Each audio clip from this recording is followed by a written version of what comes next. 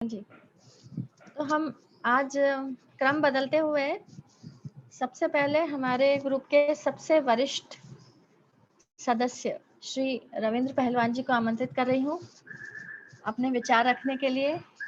पिछली बार का जो व्याख्यान था उसके ऊपर, और हम चाहते हैं कि इस मंथन में से अमृत जरूर निकले।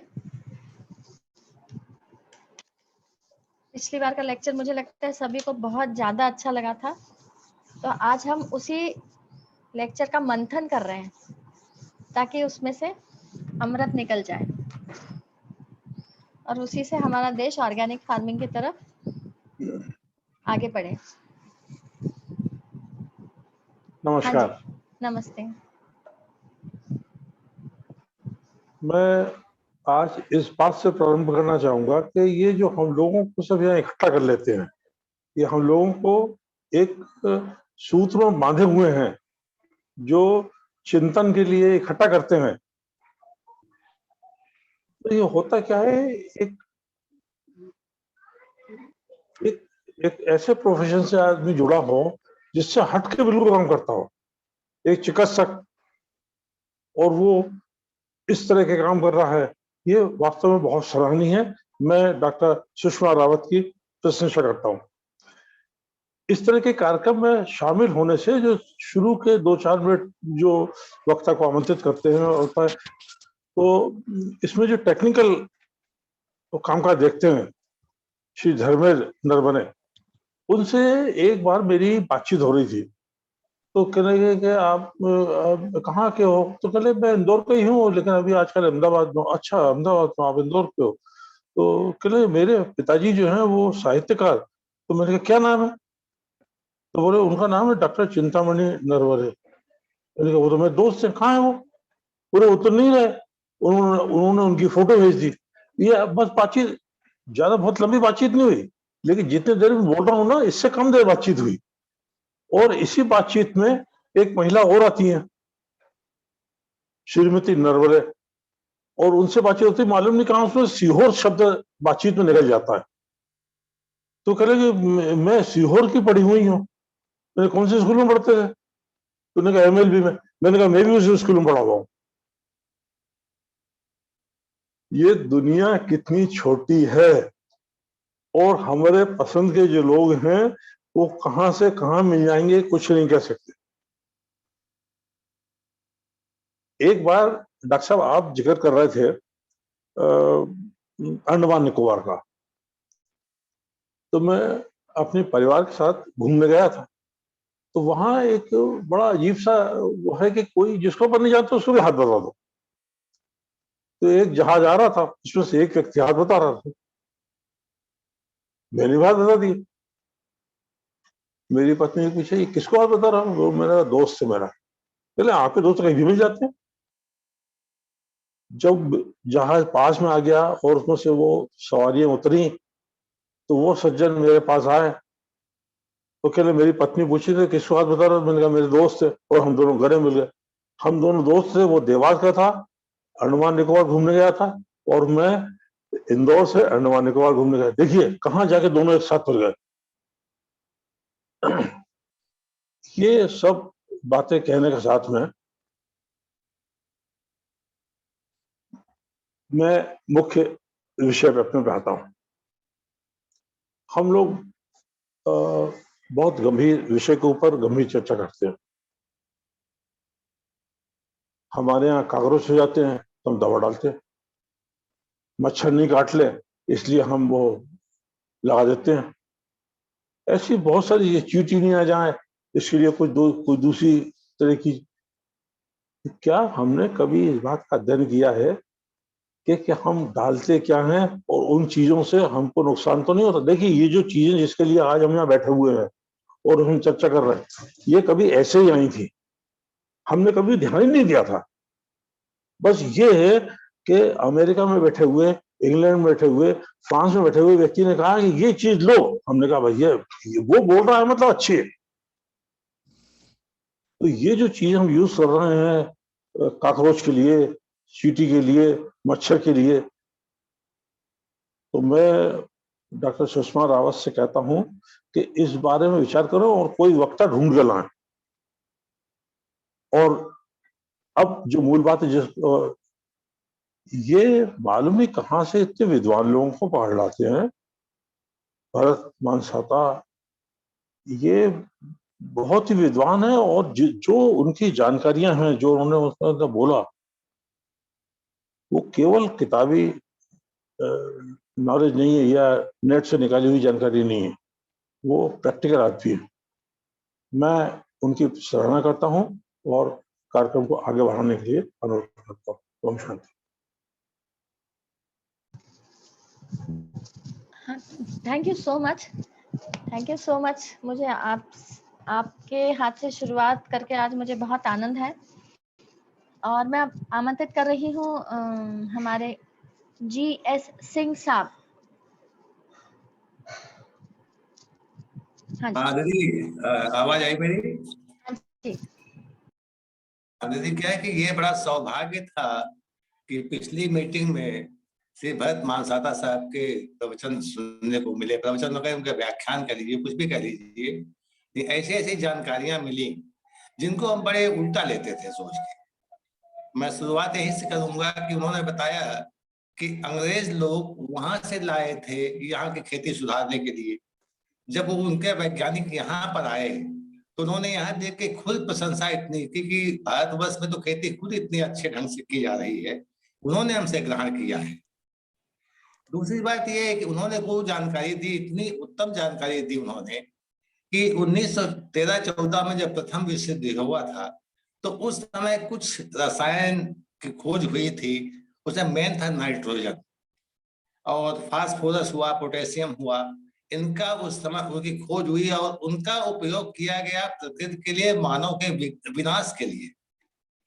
ये बहुत जरूरी प्रश्न है कि उनका उपयोग किया गया था प्रकृति के लिए और मानव के विनाश के लिए, और आगे चल करके उन्हीं केमिकल्स को, उन्हीं रसायन को हम ये कह के कि वो हमारे विकास के लिए प्रयोग किए गए हैं। कितना मतलब विरोधाभास है। जितनी भी उर्वरक हुए हैं, पैदा हुए हैं, बनाए गए हैं, उनका सबका बेस, आप चाहे NPK लीजिए, चाहे आप वो यूरिया ले लीजिए, कोई भी DAP ले लीजिए, अमोनियम नाइट्रेट ले लीजिए, अमोनियम फास्फेट ले लीजिए, जितनी भी खादें बनी हैं, जितने भी खादें बनाई गई हैं, सब में नाइट्रोजन का प्रयोग मैक्सिमम हुआ है। जो एक्सप्लोसिव के रूप में प्रयोग किया जाता था उसे हमें विकास का नाम देके हम पे थोपा गया, और हमने उसको अपनाया भी। उसका परिणाम भी हमारे सामने है। उन्होंने कितनी अच्छी अच्छी बातें बताई कि विनाश के लिए बनाई गई चीजें विकास में उपयोग की जा रही हैं, और उसमें भी हम बहुत खुश हो रहे हैं। अगर इसकी उपयोगिता को और आप देखें और आगे आप जाएं तो ये कितना अधिक, आज तो ये हाल हो गया है कि यूरिया का प्रयोग, हम लोग दूध ना फटे, जो दूध बेचने वाले आते हैं, वो जो दूध लेके जाते हैं दोपहर तक बड़ी बड़ी बाल्टी में 50-100 लीटर लेके जो दूध बेचते निकलते हैं, वो यूरिया इसलिए मिलाते हैं दूध में कि उससे दूध फटता नहीं है। यूरिया के माध्यम से नया दूध बनाया भी जा रहा है। इन केमिकल का प्रयोग कहाँ कहाँ करने लगे हैं हम। मानव समाज हमारा, मैं भी उसका एक हिस्सा हूँ, हम लोग कितना गिर गए हैं, किस हद तक जा चुके हैं कि अपने व्यक्तिगत फायदे के लिए, हमको राष्ट्रीय फायदे से हमको मतलब ही नहीं रह गया है। इवन हमको अपने बच्चों को हम खिला रहे हैं, जो कुछ हम अपने बच्चों को खिला रहे हैं, यह जान के कि वो वही जहर है, लेकिन हमने उसमें भी समझौता कर लिया है। बड़े दुख की बात है। तो मैं तो मानसाता साहब का बहुत ही दिल से शुक्रगुजार हूं कि उन्होंने ऐसी ऐसी जानकारियां दी जो कि वास्तव में हम बुलाए बैठे थे। उन्होंने हमें एक बार फिर से जगाया है। हमारे अचेतन की जो चीजें हमारे अचेतन में चली गई थी, वो हमारी चेतना में लाए हैं वो, और हमको सोचने को मजबूर कर दिया है कि हम क्या कर रहे हैं, हमें क्या करना चाहिए। बस यही, हमें क्या करना चाहिए। आप देख लीजिए, आप पेड़ पौधों में देख लीजिए आप कि लोगों ने जितने भी पुराने पेड़ पौधे थे, आम था, जामुन, बरगद, लसोड़ा था, एक इमली थी, इनको कोई लगाते नहीं है। किसी नर्सरी में आप जाइए जहां पर प्लांट्स बिकते हैं। जब मैं संयोग से, मैं VIP नर्सरी यहाँ की फेमस है जहाँ मैं रह रहा हूँ, बिल्कुल मैं आगे पीछे में उसी लेन में मेरा घर है। वहां पे जितने भी ग्राहक आते हैं, मुझे 7 साल हो गए यहाँ पे रहते हुए, 7-8 साल हो गए, जो भी ग्राहक आता है या तो वो सफेदा जिसको यूकेलिप्टस बोलते हैं वो खरीदता है, ज्यादा से ज्यादा और तमाम तरह के पेड़ लेते हैं कि जिसमें से फल हो, जिसमें से फल ना आता हो, छाया देते, ऐसे हमें उनको पेड़ चाहिए। बड़ी विडंबना ये है कि हम लोगों ने उन पेड़ों को लगाना ही बंद कर दिया है जो हमारे लिए, यहाँ तक चिड़ियों के लिए खाने के लिए होते थे। जामुन कोई जानता नहीं है, जामुन जो हमारे यहाँ इतनी पैदा होती थी कि सड़क के ऊपर जामुन गिरती थी, जानवर नहीं खाते थे। आज हम इंसानों को जामुन के लिए मतलब बाजार में देखना पड़ता है, जो चीज फ्री में लोग तोड़ते थे, बिना पैसे के तोड़ते थे, आज वो 100 रुपए किलो बिक रही है। कितना दुर्भाग्य है हमारा ये। यूकेलिप्टस देख लीजिए आप, ये पेड़ जो था ये ऑस्ट्रेलिया का दलदल का पेड़ था, वहां से लाया गया इसको, और केवल इसका उपयोग होता है प्लाईवुड बनाने के लिए, या जो बिल्डिंग बनती है उनमें आरसीसी ढालते हैं तो उनमें पिलर सपोर्ट देने के लिए इसका उपयोग होता है। 5 साल में पेड़ तैयार हो जाता है पूरा भाग, लोग सारी जमीन का पानी सोख लेते हैं ये पेड़, और उसको बिल्कुल जो है अनउपजाऊ बना देते हैं।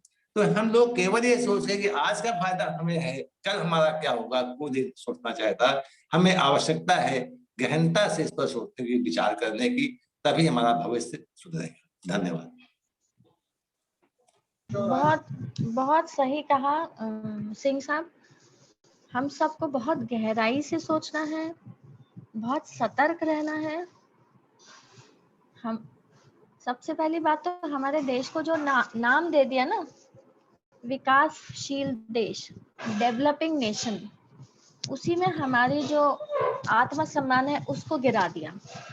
अब जब हमारा आत्मसम्मान गिर गया तो अब जब अमेरिका, ब्रिटेन और या जो भी कुछ कहेगा, हम उनकी पूरी बातें सुन लेते हैं। और अब हमको धीरे धीरे पता चल रहा है कि वो तो हमारे भले के लिए सोचते ही नहीं है, वो तो खुद का उल्लू सीधा करने के लिए हमको उल्लू बना देते हैं। अब मैं आमंत्रित कर रही हूँ श्री महेंद्र सांगी जी।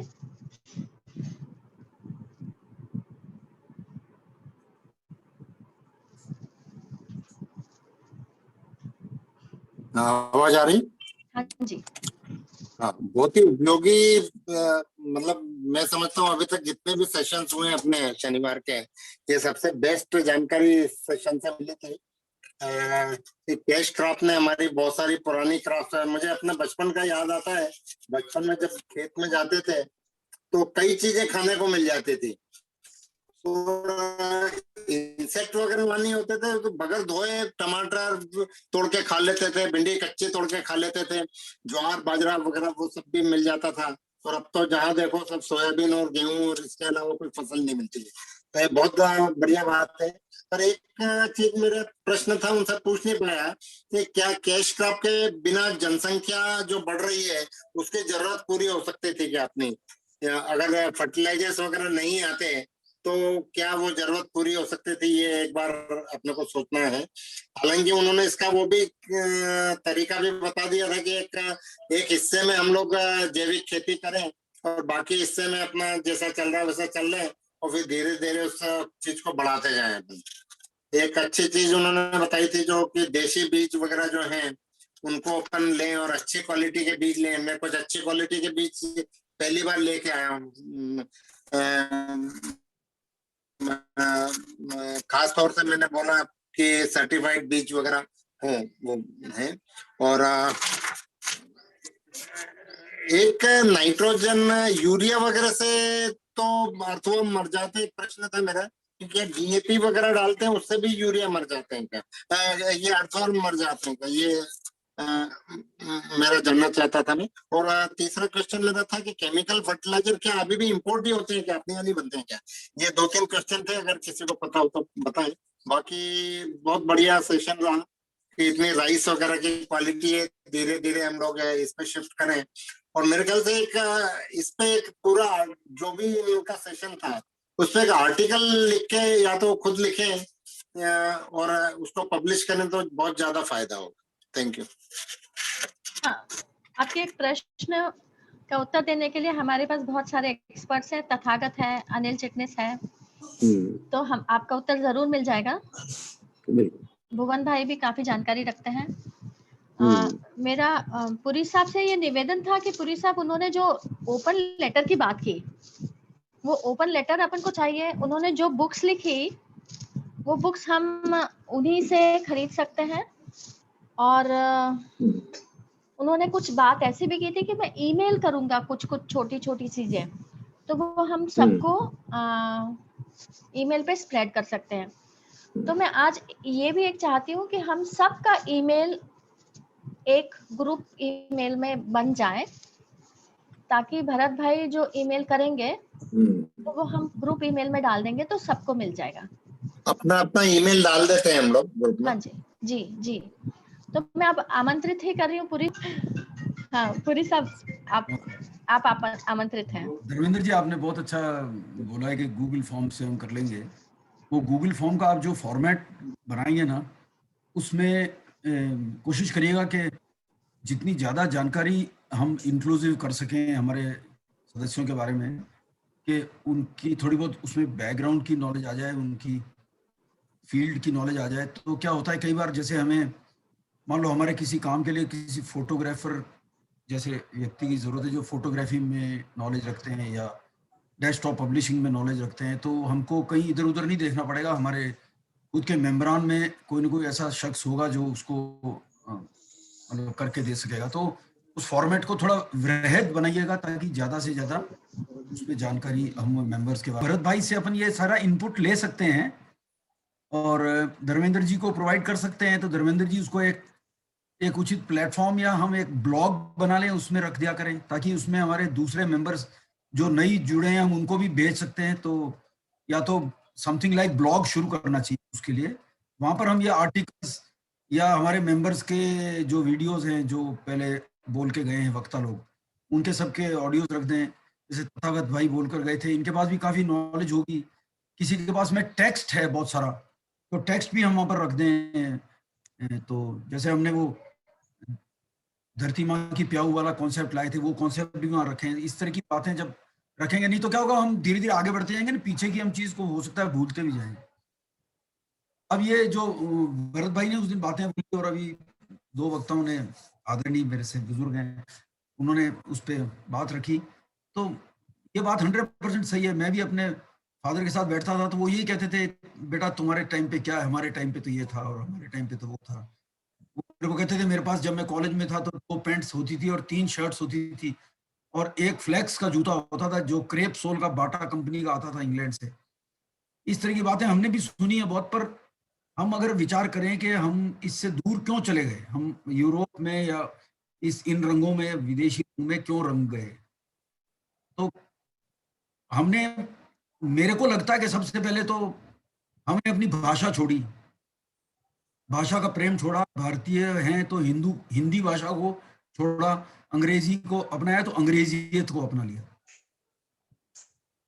हमारे बीच में अभी भी बहुत बड़ा ऐसा तबका है जो अंग्रेजी में बात करने में अपनी शान समझता है और हिंदी में बात करने वाले को समझता है यार ये थोड़ा बैकवर्ड किस्म का, सरकारी स्कूल में पढ़ा होगा, हम तो किसी कॉन्वेंट स्कूल में पढ़े हुए हैं। मतलब एक क्लास डिफरेंस दिखता है मुझे समाज में। मैं कई पार्टीज में कई बार जाता हूँ, मैं रंग कर्म से जुड़ा हूँ, मेरे को हिंदी भाषा से बहुत प्रेम है, मैं सोचता भी हिंदी में हूँ, सपने भी हिंदी में ही देखता हूँ।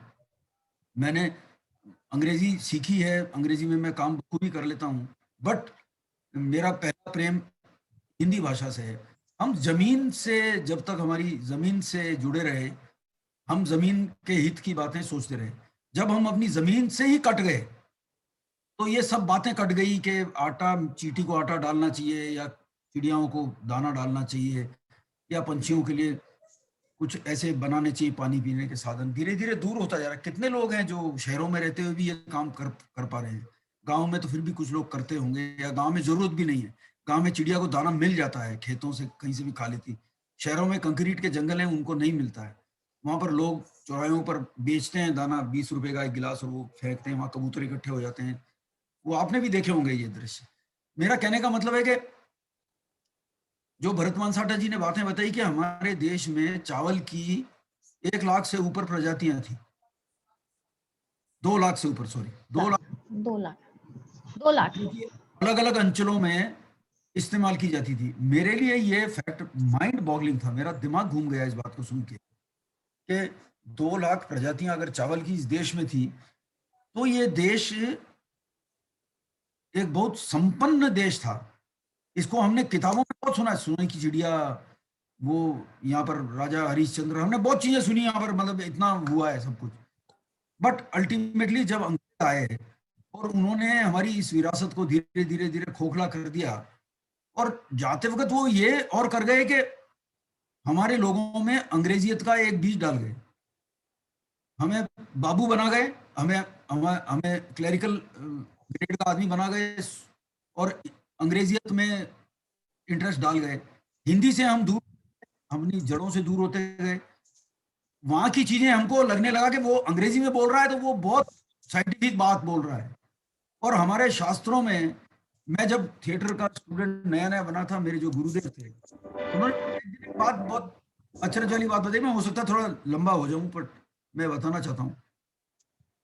उन्होंने मेरे को बताया कि हमारे देश में बहुत सारे शास्त्र ऐसे हैं पुराने, जिनके हस्तलिखित पांडुलिपियां मिली हैं, उन पे पत्तों पे लिखी हुई, उसमें सारी चीज का वर्णन दिया गया है। और कहीं कहीं पर यंत्र बनाने के लिए जगह रखी गई है, वहां पर यंत्र, आपने भी देखा होगा दीवारों पे लोग यंत्र लगाते हैं मंत्र की तरह से, वो तांत्रिक पेंटिंग टाइप दिखता है। उसमें डिस्क्रिप्शन दे रखा है, और यंत्र वाली जगह ब्लैंक है उन किताबों में। जो पांडुलिपियां मिली हैं पत्तों पे लिखी हुई, वो जो यंत्र वाला स्थान है वो ब्लैंक है, वहां पर डायग्राम नहीं बनाया गया है। तो मैंने अपने गुरुदेव से पूछा, मैंने कहा क्यों नहीं बनाया गया? कि ये इंफॉर्मेशन इतनी सेंसिटिव थी कि जो गुरुवर थे, ऋषि लोग, वो सुपात्र को ही देते थे। जब तक उनके बैच में उनको कोई ऐसा सुपात्र विद्यार्थी नहीं मिलता था, तो वो नहीं देते थे, और उसको वो मौखिक देते थे वो ज्ञान। लिखित इसलिए नहीं देते थे कि उसका कोई दुरुपयोग हो जाएगा, किसी गलत आदमी के हाथ में आ जाएगा तो उसका दुरुपयोग करेगा।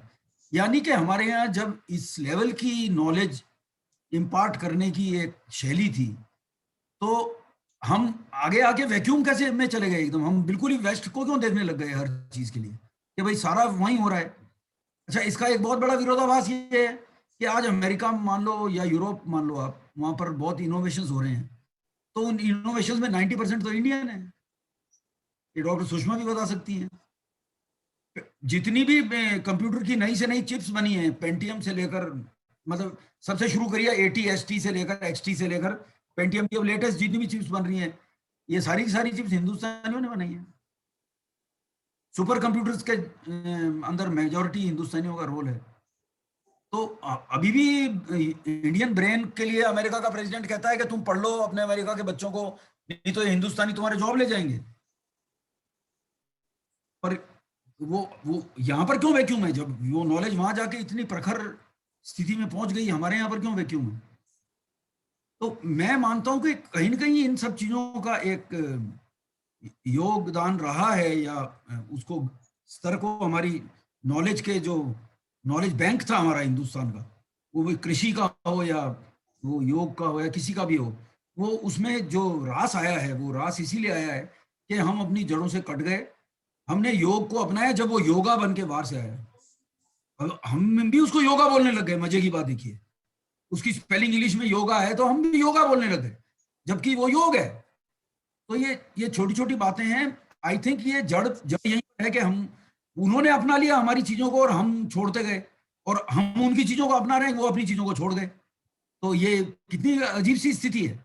वेस्ट वाले अपनी चीजों को छोड़ के इंडियन चीजें अपना रहे हैं, और हम इंडियन चीजों को छोड़ के वेस्ट की चीजें अपना रहे हैं। इसी में ये सब चीजें आई हैं कि हमने उनकी जहर वाली खाद भी इस्तेमाल करनी शुरू कर दी, क्योंकि उसके पीछे साइंटिफिक डाटा दिया उन्होंने फील्ड्स बना दिए ऑब्जर्वेशन के लिए कि देखिए साहब, ये 1 साल पहले इतना गेहूं उगता था, अब इतना उगता है। फिर एक गांव को चपेट में लिया, 2 को चपेट में लिया, फिर डिस्ट्रीब्यूटर बना दिया। डिस्ट्रीब्यूटर जो है वो हर गांव में खाद के साथ में किसी को स्कूटर देता था, किसी को मोटरसाइकिल देता था। वो युग आप सब लोगों ने देखा हुआ है। तो ये ऐसे उनको अपने शिकंजे में लेके इसको फैला दिया गया है।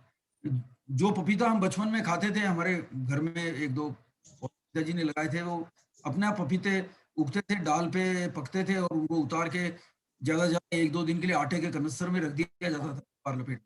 और वो पपीता तो मैं बाजार में कभी मैंने देखा नहीं, मैंने खाया नहीं कभी।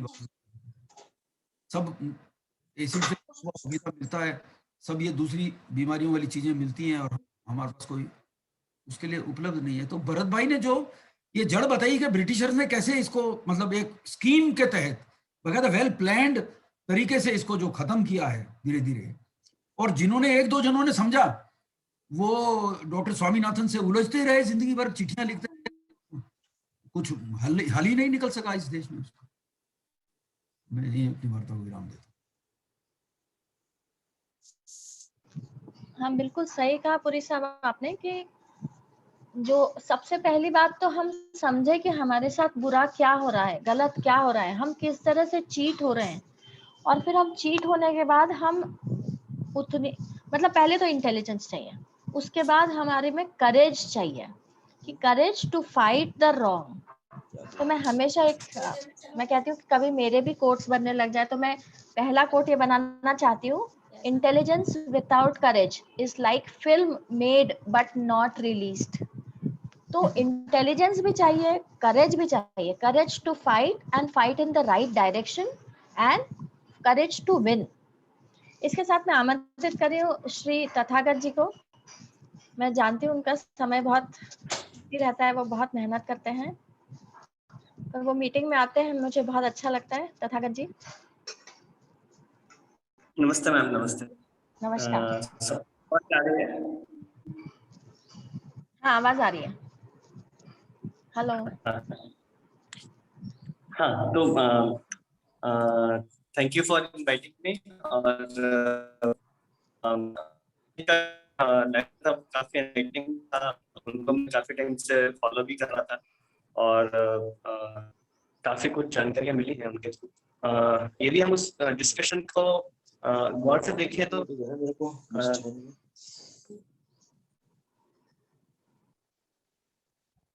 उस डिस्कशन को हम लोग देखें तो उन्होंने जो बताया उसमें कहीं ना कहीं शुरुआत से पॉलिसी इंटरवेंशन की वजह से आज जो फार्मिंग हम लोग फॉलो कर रहे हैं वो पॉलिसी इंटरवेंशन की वजह से हुआ है। मतलब कहीं ना कहीं गवर्नमेंट का या इंटरनेशनल लॉबी का, इंटरनेशनल पॉलिसी मेकर्स का, उन लोगों का रोल ज्यादा रहा है बजाय फार्मर्स का। तो एक तरह से हम लोग ये बोल सकते हैं कि ये पुश किया गया, न कि फार्मर्स की तरफ से पुल किया गया। तो फार्मर्स तो उनका रूटीन फार्मिंग कर रहे थे, वो बायोडाइवर्सिटी भी फॉलो कर रहे थे, वो देसी बीज भी लगा रहे थे और वो अपने देसी तरीके से खेती भी कर रहे थे। पर कहीं ना कहीं पॉलिसी लेवल पे चेंजेस लाए गए, बदलाव लाए गए और इन चीजों को इंट्रोड्यूस किया गया। और कहीं ना कहीं आज जो फार्मिंग है उसको हम लोग सब्सिडाइज फार्मिंग बोल सकते हैं, और जो आज हम लोग हमारे घरों में खाना खा रहे हैं उसको हम सब्सिडाइज फूड बोल सकते हैं, क्योंकि आज के फार्मिंग पैटर्न को गवर्नमेंट पुश कर रही है। आज भी केवल यूरिया अकेले का 70,000 करोड़ का बजट होता है एक साल। तो 70,000 करोड़ बहुत छोटा मोटा अमाउंट नहीं है। तो कहीं ना कहीं हम जो खेती कर रहे हैं उसमें केमिकल फार्मिंग को इतना पैसे से सब्सिडाइज किया गया है, ऑर्गेनिक फार्मिंग या केमिकल फ्री फार्मिंग या उस तरह की खेतियों को उस तरीके से पुश नहीं किया है। दूसरा, ग्लोबलाइजेशन ने बहुत बड़ा रोल प्ले किया है। आज से 25-30 साल पहले जो रेट था, हम लोग बोलते हैं आप लोग हमको गेहूं 1900 रुपए में दो, नहीं तो हम लोग ऑस्ट्रेलिया से मंगा लेंगे, नहीं तो हम लोग यूएस से मंगा लेंगे। तो फार्मर को नो डाउट अपना कॉस्ट कम करना होता है, क्योंकि गवर्नमेंट के पास एक चीज है कि नहीं हम लोगों को ये रेट है, नहीं तो ग्लोबल रेट ये चल रहा है, ग्लोबल रेट के हिसाब से आप लोगों को पैसा मिलेगा। तो जो आज से 30-40 साल पहले या 50 साल पहले ग्लोबलाइजेशन इतना ज्यादा नहीं था, इतने ज्यादा स्केल पे कमोडिटीज एक देश से दूसरे देश आयात निर्यात नहीं हो रही थी जितनी आज हो रही है, जितनी आसानी से आज हो रही है, और जितने कम दाम में आज हो रही है उतने कम दाम में पहले नहीं हुआ करती। तो आज किसी को भी कुछ भी 2 रुपए महंगा पड़ता है तो वो बाहर से बुलवा लेता है। तो ये एक चीज है। सो बेसिकली यदि हम लोग इसके कोर में जाएंगे तो ये जो वर्ल्ड है ये हर बार एक टर्म को कॉइन करता है, इकोनॉमी। इसका जो कोर हो गया है वो इकोनॉमी हो गया है। मतलब जो भी है हमको इस इकोनॉमी को बूस्ट करना है। इस इकोनॉमी को बूस्ट करने के लिए हमको जो करना पड़ेगा हम करेंगे, और उस इकोनॉमी के भी बेस में पैसा है। कुल मिला के हम जो भी ये नाच गाना कर रहे हैं, ये हमको पैसा हमको घुमा रहा है इधर उधर। तो कुल मिला के फार्मर भी आज पैसा देख रहा है, कंज्यूमर भी पैसा देख रहा है, गवर्नमेंट भी पैसा देख रही है, और इस दुनिया में रहने वाले सब लोग पैसा देख। तो जब तक ये शिफ्ट, ये कोर में जो पैसा है, इसको जब तक हम लोग डाइवर्ट नहीं करेंगे, हम सोचे कि वापस उसी थॉट प्रोसेस के साथ, उसी फिलॉसफी के साथ किसान खेती करने लग जाए, तो वो बहुत मुश्किल है। क्योंकि अकेला किसान अपने विचार को शुद्ध करके खेती नहीं कर सकता। उस विचार को हर एंगल से, हर व्यक्ति को जो भी इस सर्कल में इन्वॉल्व है, उसको अपने विचार शुद्ध करने। तो ये एक बहुत बड़ा एक सामाजिक बदलाव लाने की जरूरत है, जिसमें पॉलिसी मेकर्स जो हैं, जो आज निर्णायक जगह पे बैठे हैं, जो आज डिसीजन लेने के पावर रखते हैं, उन लोगों को ये बदलाव लाना पड़ेगा। वहां से फिर जब ये परकोलेट होगा, तो नीचे जो है आप और हम जैसे लोग, जो आज मेरे जैसे लोग जो उगा रहे हैं, आप जैसे लोग जो उसको कंज्यूम कर रहे हैं, हम जैसे लोग तो बहुत छोटे प्लेयर्स हैं। हम जैसे लोगों को बदलाव लाने में बहुत ज्यादा समय नहीं लगेगा, क्योंकि कहीं ना कहीं हमारे मन और दिमाग में वो चीज आ तो गई है, पर अब वो आए कैसे हमारे दैनिक जीवन में, वो हमको रास्ता नहीं मिलता। वो रास्ता हम लोगों को कहीं ना कहीं ढूंढ के लाना पड़ेगा। तो सर ने जो लास्ट डिस्कशन में सारी चीजें बताई थी, उसमें जो चीजें कॉमन थी वो यही मुझे लगी कि कहीं ना कहीं ये गवर्नमेंट लेवल पे, पॉलिसी लेवल पे, इंटरनेशनल लेवल पे इस चीजों को पुश किया गया। आज एक प्रपोजल मैंने अपने ब्लॉक लेवल पे दिया था कि आप ये प्रधानमंत्री स्वरोजगार योजना चला। स्वरोजगार योजना में मैं आज जैविक खेती करता हूँ। मुझे केमिकल खाद डालने में, यूरिया डालने में 1 एकड़ में 2 बोरी डालना होता है, 2 घंटे का काम होता है। और यदि मुझे गोबर खाद डालना होता है, तो मुझे 1500 रुपए का गोबर खाद पड़ता है, 500 रुपए की ट्रॉली पड़ती है, और उस ट्रैक्टर को चलाने वाला, उस आदमी को चलाने वाला, फिर उसको खेत को पूरे पे डालने वाला, ये सारा खर्चा मिला के मेरे को लगभग उस 1 एकड़ में डालने में दिन भर लग जाता है, और जो खर्चा हुआ नहीं। सो कहीं ना कहीं मैन पावर ऑर्गेनिक खेती में ज्यादा लग जाता है। उस मैन पावर को कंपनसेट करने के लिए आप स्वरोजगार योजना में बोलते हैं कि भैया हम जो सरकार जो रोजगार गारंटी दे रही है, किसान लिख के देते हैं कि हाँ मेरे खेत में आज इन 5 मजदूरों ने काम किया और ये काम मैंने करवाया, उसका पैसा जो सरकार दे रही है वैसे भी वो उनको मिल जाए।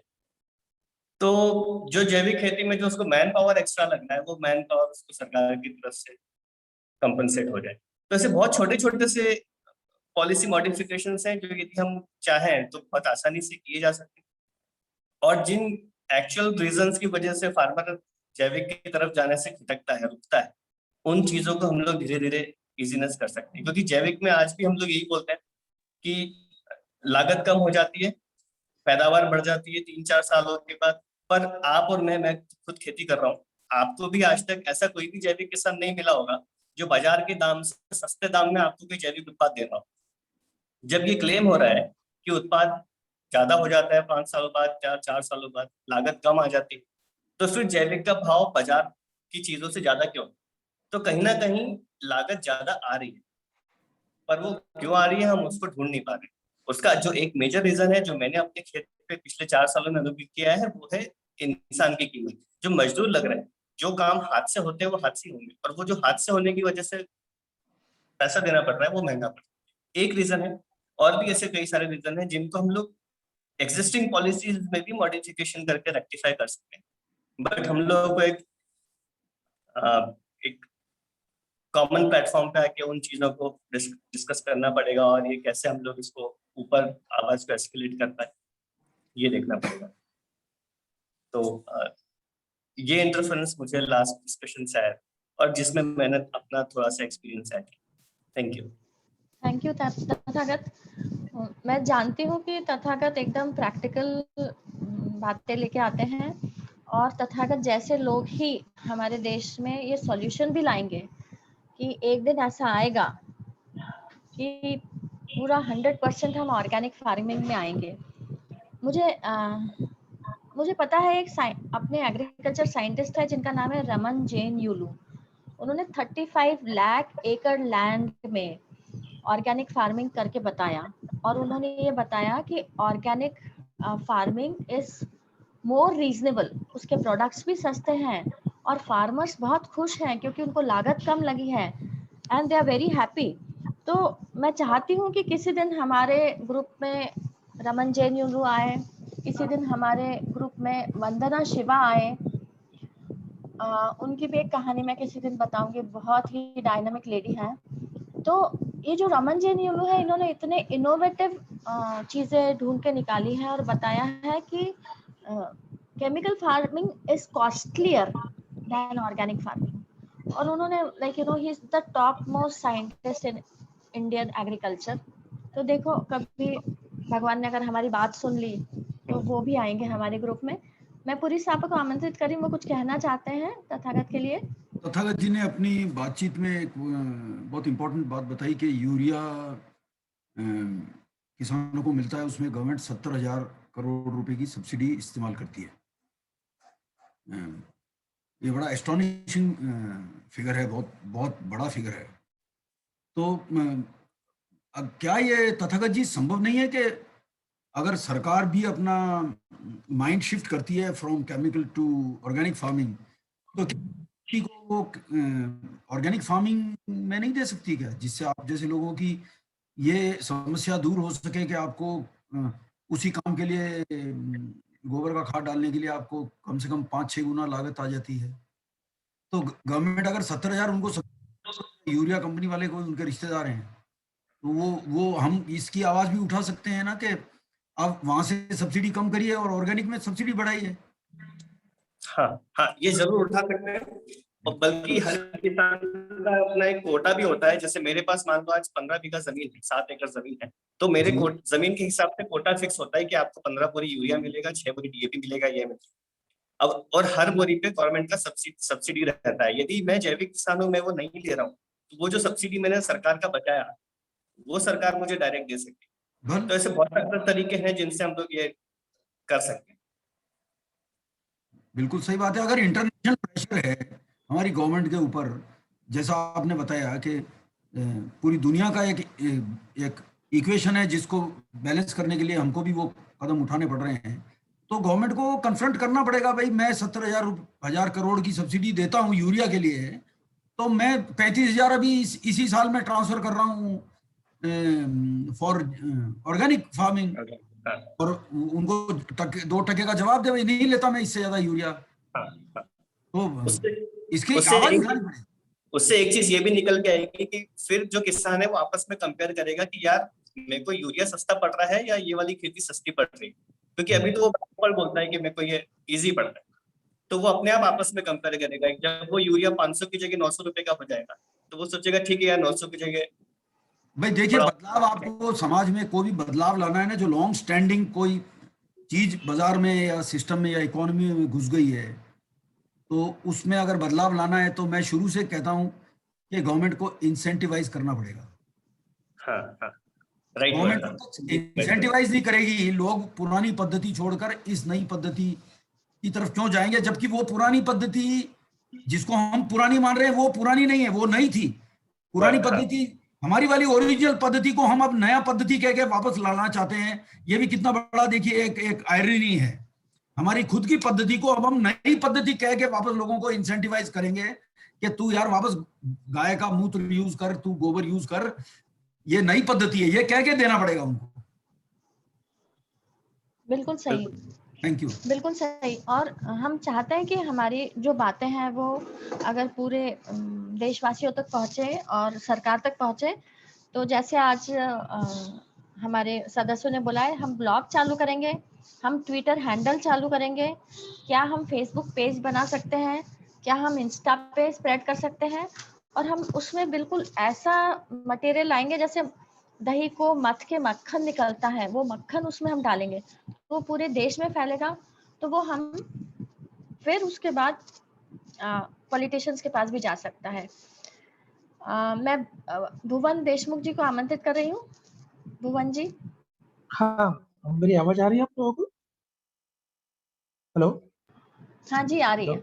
हाँ, तो हाँ, तथागत जी ने जो आज बातें कही उससे वास्तव में एक नया बिंदु तो सामने आया ही है। पर मैं तथागत जी के जो फर्स्ट लेक्चर मैंने सुना था उससे भी कनेक्ट करूं तो भी सार निकल के आता है। तथागत जी ने अपने फर्स्ट लेक्चर में कहा था कि पहले हमारी जो खेती होती थी वो श्रम मूलक थी, अभी जो खेती का पैटर्न हो गया है वो सुविधा मूलक हो गया है। पहले हम देखेंगे 20-25 साल पहले या 30 साल पहले तो ग्रामीण व्यक्ति सुबह 4 बजे ही उठ जाता था और अपने पशुओं को चरागाह के लिए खोल देता था। अब वो चरागाह नहीं बचे हैं, किसानों के पास पशु नहीं बचे हैं। किसानों के पास पशु नहीं बचे हैं तो खेतों में डालने के लिए कोई भी ऑर्गेनिक चीज उनके पास में नहीं है। तो खेती का जो मेरा अपना थोड़ा बहुत अनुभव है, जो मैंने उस पर पढ़ा है, तो मेरा ऐसा मानना है कि खेती अगर किसान है और वो चाहे वो केवल खेती करेगा, मतलब फसल बोएगा, फसल काटेगा और उसको बेचेगा और बिना पशु पाले उसको ऑर्गेनिक तरीके से कर लेगा, तो शायद ये तो पॉसिबल ही नहीं है। और किसी भी सरकार के लिए भी किसानों को इतना ऑर्गेनिक मटेरियल प्रोवाइड करवाना पॉसिबल नहीं होएगा। तो हमारे यहाँ की जो विशेषता है एक्चुअली हमारे कल्चर की, चाहे हमारे जीवन लाइफ हो या कोई बिजनेस हो या हमारी फिलोसॉफी हो, तो उसमें सभी चीजें एक दूसरे से जुड़ी हुई रहती है। कोई भी अगर एक चीज गड़बड़ होगी तो सारी चीजें धीरे धीरे गड़बड़ होगी। लेकिन हमारे यहाँ का तंत्र इतना अच्छा है, इतना सुव्यवस्थित स्ट्रांग होता है कि वो गड़बड़ी का एहसास 10-12 एक दशक या 2 दशक बाद ही हमको महसूस होता है, जैसा कि शायद आज खेती के क्षेत्र में हो रहा है। हमारे पशु ऑर्गेनिक खेती करना बंद कर दी तो पशु पालना पशु पालना कम हो गया, तो आज रासायनिक खाद और रासायनिक दवाओं का उपयोग बढ़ गया, उसके दुष्परिणाम हम झेल रहे हैं हम लोग।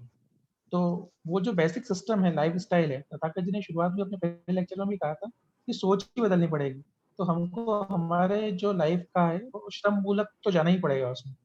पर इसमें मेरे कुछ प्रश्न भी थे जो शायद तथागत भी कुछ जानकारी दे पाएंगे उसमें। और तो पहला प्रश्न तो मेरा ये था, हालांकि वो प्रश्न पूछा जा चुका है, कि दोनों को मिक्स कॉम्बिनेशन से क्या कुछ पॉसिबल हो सकता है क्या, कि हम रासायनिक खेती और जैविक खेती दोनों साथ में की जा सकती है क्या? क्योंकि मेरा अपना एक मानना ये भी है, अपने आप में कोई पदार्थ तो बुरा है नहीं। रासायनिक खाद बन रही है या रासायनिक दवाओं का निर्माण हो रहा है तो ये आवश्यकताओं के लिए हुआ होगा, निश्चित रूप से आवश्यकता उत्पादन बढ़ाने की रही होगी। तो क्या ये मान लिया जाए कि जो जैविक खेती जो होती थी उससे उत्पादन हमेशा कम रहता था, है ना? तो शायद वो तो शायद संभव नहीं होगा, उत्पादन तो रहता ही होगा, है ना? तो लेकिन दोनों चीजों से क्या मिक्स करके कुछ पॉसिबल नहीं है क्या? या अ, बिना रासायनिक खेती करते करते जैविक की ओर हम जा ही नहीं सकते?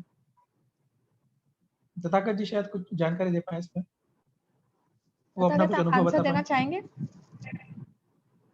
हाँ, ये जो ट्रांजिशन है, ये ट्रांजिशन जो केमिकल से ऑर्गेनिक वाला है, इसको हम जितना स्मूथ रख पाए उतना किसान के लिए अच्छा रहेगा। क्योंकि यदि हम 2 सालों में 4 फसलें मानते हैं, बारिश की और ठंड की, तो उसमें से उसके हाथ में 2 या 3 ही आती है। एक फसल तो उसकी मौसम से खराब होती है।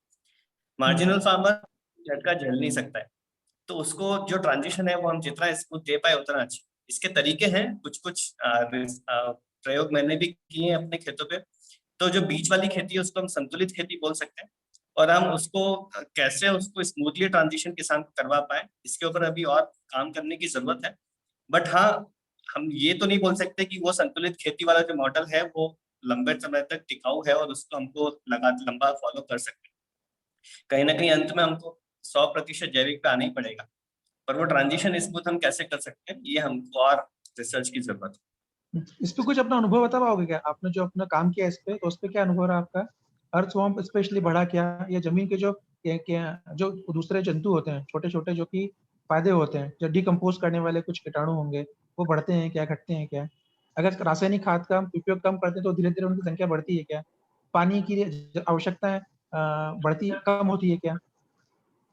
इस पे कुछ मतलब मुझे ऐसा लगता है कि ये बहुत वास्ट टॉपिक है और अलग डिस्कशन में वो और दूसरी चीजें छूट जाएगी। तो बस हम लोग इसको ध्यान में रखेंगे। हम अगले टर्न पे जब तथागत को बुलाएंगे तो भुवन जी आप ध्यान रखिए तथागत को देखिए, इस पे ना अनिल चिटनिस जी ने अपनी वार्ता में इस टॉपिक को छेड़ा था, वो उनको नॉलेज है। तो अनिल चिटनिस जी जवाब दें इसका। हाँ, मेरा ये उन्होंने प्रश्न पूछा है कि विन विन सिचुएशन में हम लोग काम करें कि थोड़ा केमिकल भी चले और थोड़ा बायोलॉजिकल भी चले, एकदम कन्वर्जन अगर पॉसिबल नहीं है तो तथागत जी ने बोला कि इसका ट्रांजिट पीरियड जितना स्मूथ रखे, मतलब धीरे धीरे आप समझो, कहेंगे ना आज 20% मैंने कम किया केमिकल, आज 30% किया, फिर 40% किया, फिर धीरे धीरे कन्वर्जन में क्या होगा, उतने माइक्रो ऑर्गेनिज्म इतने बढ़ जाएंगे कि ऑटोमेटिक उनके अंदर इंड्यूस सिस्टम इतना अच्छा बढ़ जाएगा कि वो ऑटोमेटिक वो उसके अंदर जो रोग पैदा करने वाले जो चीजें थी वो ऑटोमेटिक कम हो गई, क्योंकि आपने अच्छी चीजों की पॉपुलेशन बहुत बढ़ा दी है, बेनिफिशियल बैक्टीरिया की, तो वो धीरे धीरे कम करते हैं। तो ये ट्रांजिट पे जितना स्मूथली आप करेंगे स्टेप बाय स्टेप, फिर आप अंतिम छोर तक पहुंच पाते हैं। दूसरा मेरा कहना है कि ये केमिकल से, ज्यादातर केमिकल मैंने बताया कि 60 से 70 दिन तक असरकारक रहते हैं। तो हमें सबसे पहले अपनी फसल कितने दिनों की है, 90 दिनों की है या 150 दिनों की है या 110 दिनों में पकने वाली है, तो आखिरी के हार्वेस्टिंग के 60-70 दिन छोड़ के पहले हम थोड़ा बहुत जो भी मनमानी करना चाहे कर ले, लेकिन आखिरी के हार्वेस्टिंग के पहले 60-70 दिन सारी चीजें बंद कर दें। तो मतलब आपने पहले 30-40 दिन तक केमिकल का उपयोग कर लिया, आखिरी के 60 दिनों तक आपने ऑर्गेनिक का उपयोग कर लिया, मतलब दोनों का समतोल करके आपने क्या किया, रेसिड्यू भी बढ़ने नहीं दिए और धीरे धीरे आपका अच्छी तरीके से आप ऑर्गेनिक की तरफ बढ़ रहे हैं। तो यही एक तरीके हैं। चित्तीर जी, एक प्रश्न आता है, जैसे कि और जब ऑर्गेनिक खेती की ओर जाते हैं तो ऐसा कहते हैं कि पहले 3 साल में आपका उत्पादन पहले साल तो बहुत ही कम ना के बराबर होता है, और 3 सालों बाद में आप रेगुलर उत्पादन पे आ जाते हैं, और ट्रांजिट तरीके से हम खेती करते हैं, तो ट्रांजिट पीरियड कितना हो सकता है वो, कि जब हम बिना 3 साल का उन्होंने 3 साल कन्वर्जन के लगते हैं सर।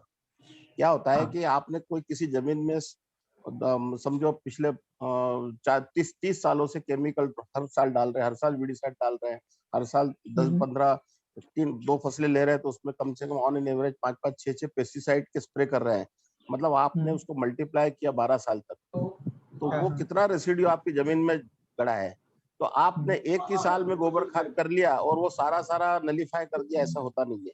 इसलिए पूरा उसको कन्वर्जन होने के लिए, क्योंकि पहले तो बैक्टीरिया उसके बढ़ना चालू होंगे, फिर मल्टीप्लाई करेंगे, फिर उसकी जो भी उसके अंदर खराबी है वो भी उसका डिग्रेडेशन होना चालू होगी। तो ये सारी प्रोसेस करते करते पूरा सर्टिफिकेशन आपकी जमीन को ऑर्गेनिक में कन्वर्जन करने के 3 साल लग जाते हैं। 3 साल के बाद आपको रिजल्ट अच्छे आना चालू हो जाता है। हाँ, ये तो जैसे 3 साल वाला पीरियड है, ये अपन आज से ही, जैसे आज 2021 से मैं अगर ऑर्गेनिक खेती करना शुरू करूं तब का हो गया, पर मैं अगर ट्रांजिट खेती करना चाहूं तब कितना समय लगेगा मुझे प्योरली मेरी जमीन को ऑर्गेनिक खेती करने की स्थिति में आ जाएगा? 2 साल बाद आपको अच्छे वो मिलना चालू हो जाएगा। 2 साल का। हाँ, अब बैक्टीरिया 2 काम करता है, एक तो वो उस जहर को डिग्रेड कर लेता है और उसकी वजह से आपको बाकी की चीजें जो है ऑर्गेनिक मैटर ज्यादा बढ़ने लगता है, मतलब ये दोनों तरह के काम करता है। हम भी नहीं, क्या हमें डॉक्टर सुषमा जी ने बताया कि आपको कुछ भी बीच में उन्हें डेंगू वगैरह हो गया था, तो उन्होंने बोला सिर्फ फलों का सूप लीजिए, सब्जियों का सूप लीजिए, कोई दवाई मत लीजिए। कहने का मतलब क्या है, उन्होंने ऐसा ये बताया कि हम कुछ कुदरती चीजें जब तक हमारे शरीर में या जमीन में नहीं देंगे, तो ऑटोमेटिक क्या होता है कि उस मीडिया में वो दूसरी जो खराब चीजें रहती है वो पनप नहीं पाती है और ऑटोमेटिक हमें अच्छा लगने लगता है। जी, तो आप बिल्कुल 2 साल में कर सकते हैं। 2 साल में। हम अनिल जी को वापस बुलाएंगे। संजीव जैन जी आप हैं, आप सुन पा रहे हैं? संजीव जैन जी,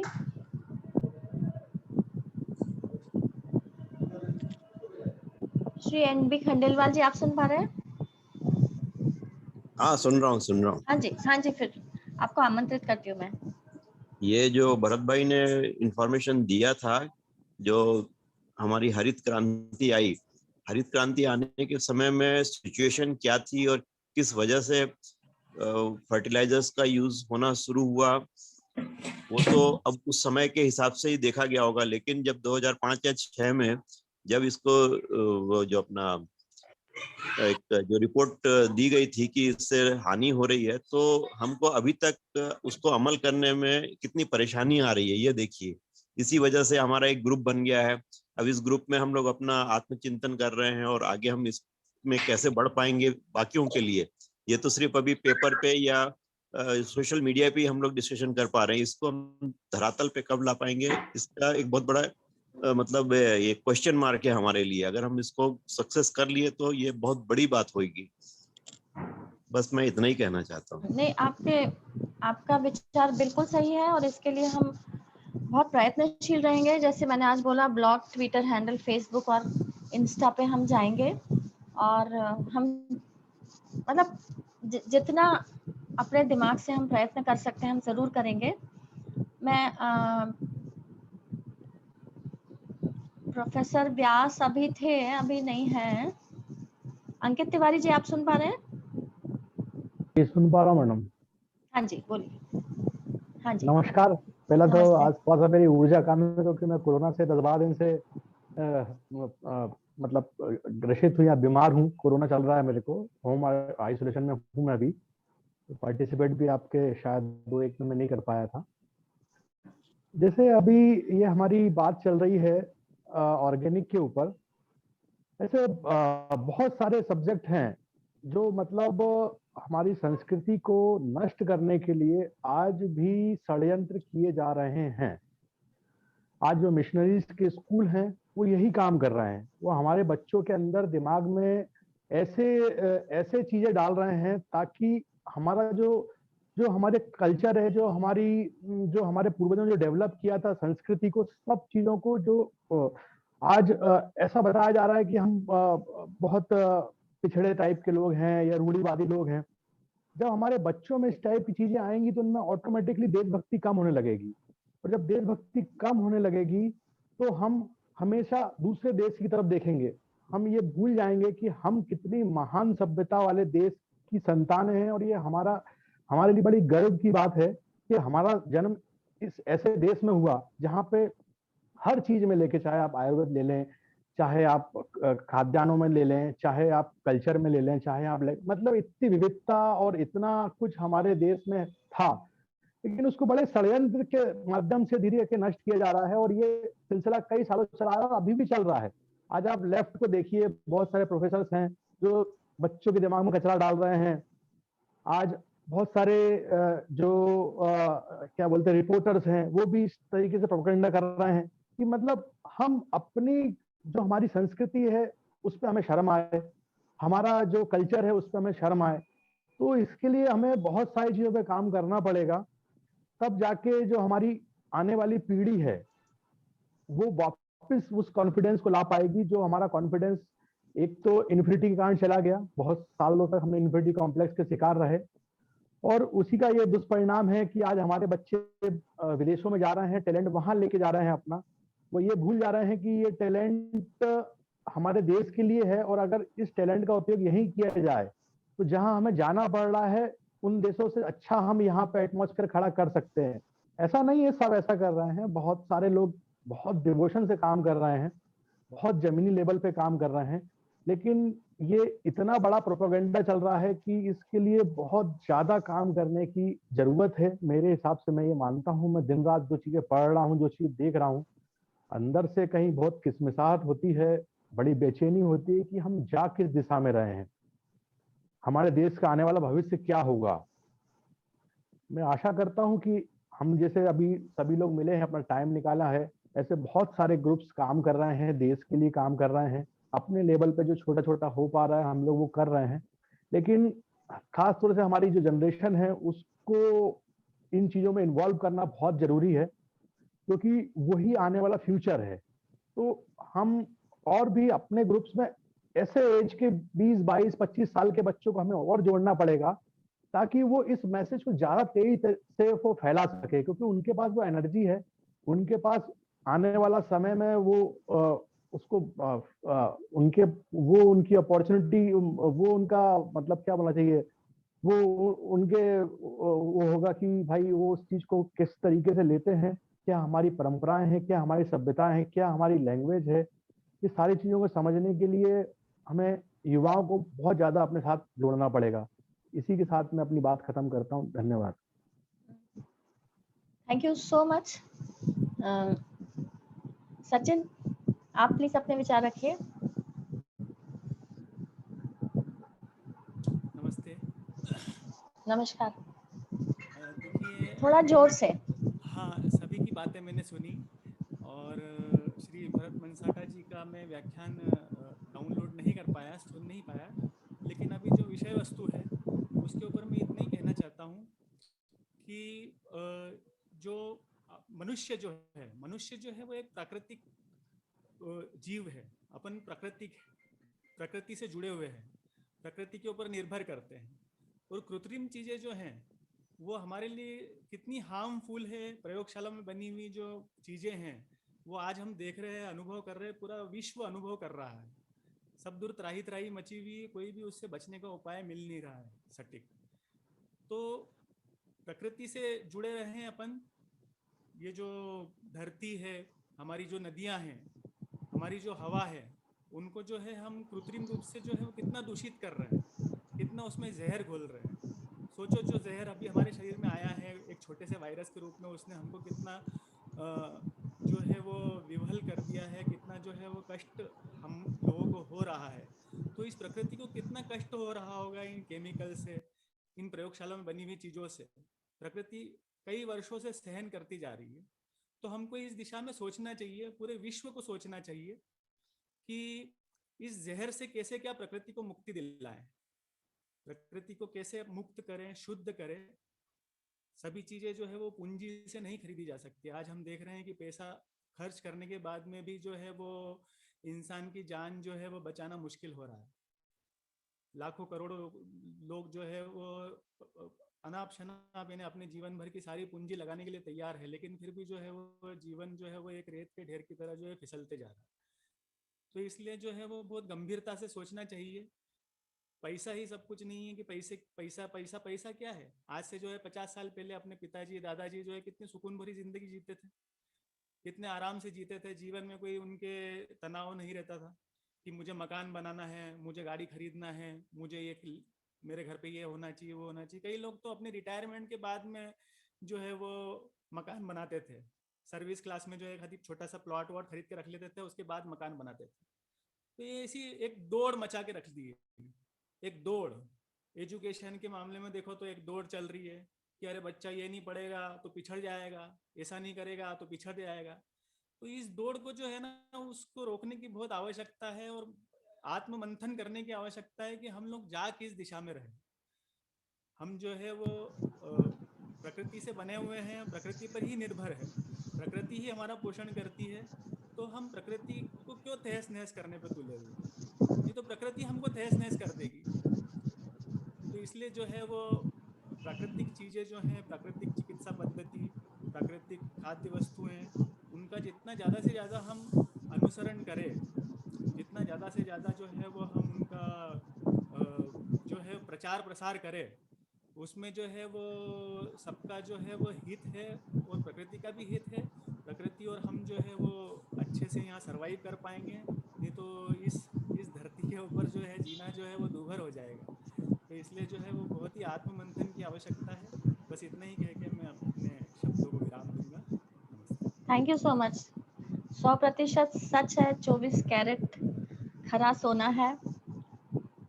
भगवान मतलब मेरी इच्छा है कि पूरे देशवासियों को ऐसे अब विचार की जागृति आना चाहिए जो कोरोना के त्रास में हम लॉकडाउन हुए हैं। तो मैं भारती जी को आमंत्रित कर रही हूँ, professor Bharti Sharma. Good evening ma'am, good evening all of you. Good evening, बोलिए। मैम मैं खेती के बारे में तो कुछ नहीं जानती हूँ, पर मैं सिर्फ इतना कहना चाहती हूँ, अभी तक मैंने जितने भी व्याख्यान सुने उसमें जैविक खेती और केमिकल बहुत सारी चीजें मुझे पता चली। पर जिस जगह पर मैं काम करती हूँ, जो मेरा वर्क प्लेस है देवास जिला, वहां पर लोगों ने अपनी खेती को 2 भागों में डिवाइड कर रखा है। एक भाग में वो जैविक खेती करते हैं और एक भाग में वो केमिकल वाली खेती करते हैं। उन्होंने अपनी खेती को जैविक खेती बनाने के लिए पुरजोर मेहनत कर रहे हैं। वो इवन जितनी भी सब्जियां वो उगाते हैं, जितनी भी सब्जियां का प्रोडक्शन होता है, वो वहां पर लोगों को देते हैं, बेचते हैं और हाट लगता है और वो जैविक खेती के बारे में बताकर ही सब्जियों को देते हैं। काफी लोग जागरूक हो चुके हैं जैविक खेती के लिए। आई होप सो कि ये सभी को बहुत जल्दी समझ में आएगा। क्योंकि मैं काफी कैंपेन करती हूँ, घूमती हूँ, तो आना जाना होता है, खेतों के बीच में रहती हूँ तो लोगों से पूछती हूँ, जानकारी लेती हूँ, तो उन्होंने बहुत अच्छे से मुझे बताया कि हम भी जैविक खेती की तरफ ही जा रहे हैं। हम बहुत ज्यादा मतलब चाहते हैं कि सारे लोग स्वस्थ रहें, कोई केमिकल का यूज ना करें। हम स्वस्थ तो देश स्वस्थ, बच्चा स्वस्थ, सारी चीजें स्वस्थ ही होगी। इसलिए वो जागरूक हो चुके हैं, ये मैंने अपनी आंखों से देखा है। इसलिए धीरे धीरे सारी चीजें नॉर्मल हो जाएगी, पर वक्त लगेगा। बस मैं अपना इतना ही कहना चाहती हूँ, मेरे अपने विचार हैं ये जैविक खेती के बारे में। थैंक यू सो मच माती sir, thank you. Arvind ji, आप सुन पा रहे हैं मुझे? अरविंद जैन जी, अरविंद जी आप सुन पा रहे हैं? Shubhi, can you listen me? नमस्ते मैडम, आप सभी लोगों की। हाँ जी, नमस्ते, बोलिए। हाँ जी, अरविंद जी बोलिए। मेरा जैविक के ऊपर एक सुझाव ये है जी कि सभी एक देसी गाय जो गिर गाय है, साहिवाल है, इसका एक फार्म अपन बनाए, उसमें करीब 100-150 गाय सभी की तरफ से, एक ग्रुप के एक मेंबर की तरफ से, और उसके साथ साथ जो फल अपन यूज करते हैं, तो फल का भी एक उद्यान लगाया जाए।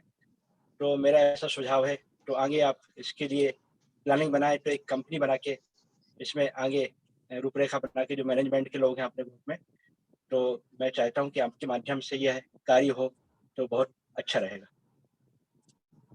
चलो, ईश्वर अगर इसकी इजाजत देगा तो ये भी होगा। मैं शुभी को आमंत्रित करी हूँ। शुभी इज अ साइकोलॉजिस्ट, और मैंने शुभी को बहुत ज़्यादा रिक्वेस्ट करके इस ग्रुप में बुलाया है, क्योंकि ये सारा चीज़ें ना साइकोलॉजी के तहत चलती है कि हमारे देश में प्राकृतिक खेती हो रही थी, फिर शास्त्री जी ने बहुत रोकने की कोशिश की, उन्हें मार डाला गया, फिर सारे दरवाजे खुल गए पेस्टिसाइड्स के, केमिकल्स के, और धड़ाधड़ वो नाइट्रोजन युक्त पेस्टिसाइड्स आए। शुरू में फ्री में बांटे गए, हम समझ में नहीं आया, फिर धीरे धीरे उसकी कीमत बढ़ाते गए, हमें वो भी नहीं समझ में आया। अब हमारे किसान कह रहे हैं कि पेस्टिसाइड्स के बिना हम काम ही नहीं कर सकते हैं। तो ये सब साइकोलॉजी के तहत चलता है। And Shubhi is a psychologist, तो मैं शुभी से सुनना चाहूंगी, अगर वीडियो ऑन कर ले तो आपकी बहुत कृपा होगी। हाँ जी, यस।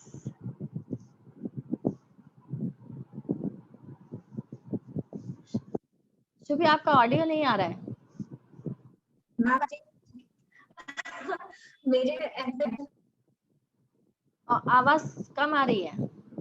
हेलो मैम, अभी आवाज आ रही है? आवाज आ रही है, हाँ। मैं यही कह रही थी कि मेरे एंड पे कनेक्शन थोड़ा कमजोर है, तो मैं वीडियो ऑन करूंगी तो मेरा ऑडियो भी काफी खराब हो जाएगा। Okay, done. मैं अगले सेशन में जरूर वीडियो ऑन रखूंगी। यस। तो सभी को सबसे पहले तो मेरा नमस्ते। और आपने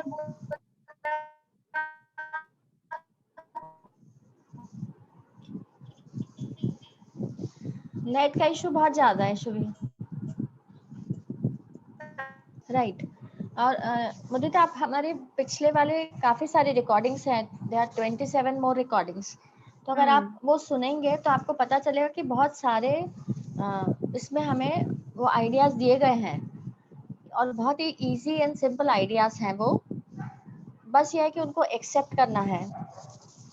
शुभी, हम आपको एक और बार ट्राई करें? यस। हाँ, क्या मेरी आवाज अब क्लियर है? थोड़ा सा जोर से।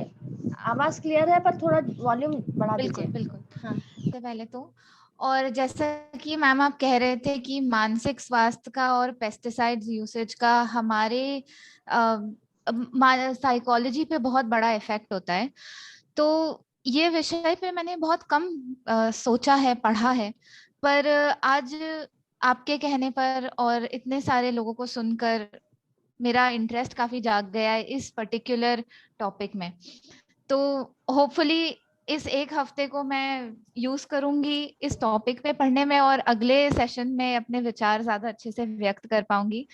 पर एक बात जो मुझे बहुत अच्छी लगी थी, शुरुआत में सर बोल रहे थे कि कई सारे छोटे छोटे फल हैं जो हमने खाना बंद कर दिया है। इमली है, जैसे एक फल जो मैंने 2 साल पहले चखा था, वो अमरख, मुझे नाम भी नहीं पता था, मैंने देखा भी नहीं था, पर बहुत टेस्टी था। ऐसे कई सारी छोटी छोटी चीजें हैं, खिरनी होती है, ये सारे फल। कई लोगों ने निम्बोलियां नहीं खाई है, तो हमारे बच्चे भी इन चीजों को बहुत मिस कर जाते हैं। और आई फील कि अगर इस मूवमेंट के थ्रू हम बड़े बड़े विषयों को टैकल कर रहे हैं, तो ऐसे छोटे छोटे विषय भी आसानी से अगर टैकल हो जाते हैं तो हमारी जनरेशन को बहुत बेनिफिट रहेगा, और बच्चे जो बहुत छोटे छोटे जॉयज हैं लिविंग के, उनको मिस आउट नहीं करेंगे। तो यही मेरे विचार है। You are so right. हमारे जो वैरायटी ऑफ प्लांट्स हैं वो भी कम होते जा रहे हैं, क्योंकि हमें कीमत ही नहीं पता है ना। जैसे अभी आंकड़े का पत्ता है, आंकड़े का पेड़ है, उसको अंधाधुंध काट दिया जाता है, समझ में नहीं आता उसका क्या यूज है, पर उसको बहुत जबरदस्त यूज है। ऐसे बहुत सारे प्लांट्स हैं जिनके यूजेस हैं, पर हमको वैल्यू नहीं पता है और हमको अंधाधुंध तरीके से काटते जा रहे हैं। तो बस मैं मतलब यही चाहती हूँ कि हम अपनी धरोहर को समझें, उसको सबसे पहले तो समझें, फिर उसको बचाने का प्रयत्न करें, और फिर वो प्रयत्न सफल हो, और फिर हम वो मैसेज को पूरे इंडिया में स्प्रेड करें। बिल्कुल। तो मैं अगली बार आपको मेन साइकोलॉजी पे बोलने के लिए आमंत्रित करूंगी। मैं अब आखिरी में पहले अनिल जी को और फिर सोनी जी को आमंत्रित करूंगी। अनिल जी, आप भरत मनसाटा जी के लेक्चर पे कुछ कहना चाहेंगे?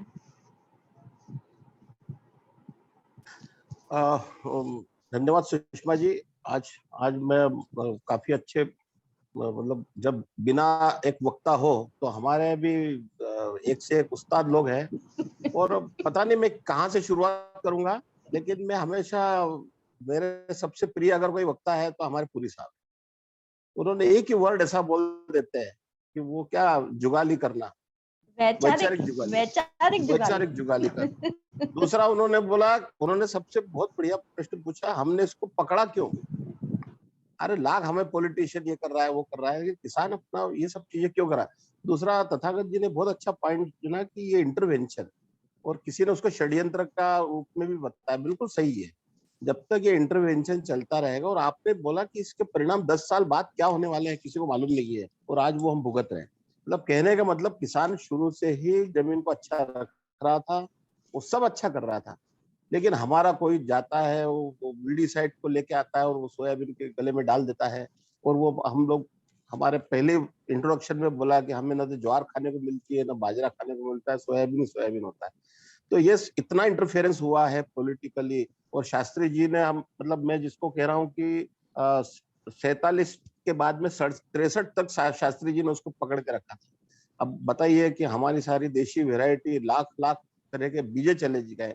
मैं भी घूमता रहता हूँ, मेरे पास में गोवा में गया था तो मुझे एक मिर्ची का बीज मिला था।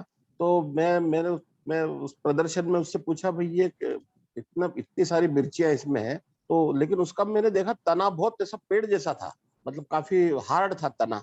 मैंने बोला ये प्लांटेशन वाली क्रॉप है और इसका तना इतना हार्ड कैसा है, एक वृक्ष जैसा। तो बोलता है ये 8 साल से मिर्ची मैंने लगा के रखी है। तो फिर मैंने उसके बीज मांगे तो वो देसी मिर्ची थी, और मेरे यहाँ भी कम से कम 5 साल से है वो। मैं भी आज उसके बीज मैंने देवास में किसी को दिए हैं और किसी को देता रहता हूँ। मैंने पहली बार देखा कि उसकी लाइफ 5 साल की मिर्ची, तो हमारा एक भी रोपा 6 साल में। तो ये शास्त्री जी के टाइम पे, अगर मेरे को एक मिर्ची की वजह से मुझे एकदम मेरा मतलब मैं ज्ञान मेरा देखा कि मैंने शास्त्री जी के बाद में हरित क्रांति जो इन्होंने दरवाजे खोल दिए, उसमें लाखों पैडी के सीड चले गए, हमारे गेहूं के चले गए। आज अब बंसी गेहूं को तरस रहे, कोई सुजाता गेहूं की बात करते हैं, तो हम लोग सब तरस रहे। और ये सारा इंटरवेंशन है जो तथागत जी ने बिल्कुल सही बोला, और षड्यंत्र ही था ये एक तरह से। तो फिर भी बहुत अच्छा समतल समान है। और जहां तक पिछला भरत जी का जो वो था, उन्होंने ही इसमें उजागर किया कि कैसे पॉलिटिकली इंटरवेंशन जो है शास्त्री जी के समय के बाद खुला। दूसरा, मैंने बोला कि जैविक खेती को हम क्यों बहुत ज्यादा कॉम्प्लिकेटेड बिल्कुल बनाना नहीं है। सिंपल चीज है कि बिना बैक्टीरिया के वो जमीन मृत है, मतलब उसकी आत्मा अगर है तो माइक्रो ऑर्गेनिज्म। अगर मैंने बोला ना कि जैसा हम उसको माँ बोलते हैं, धरती माँ। अब धरती माँ का हम दोहन करते जा रहे हैं और सालों से, और उसके बाद में अगर उसके अंदर बैक्टीरिया हम खत्म कर दिए तो हमारी जमीन फिर उसके बाद में बड़ी बड़ी बातें आने लगी, ऑर्गेनिक और ये है।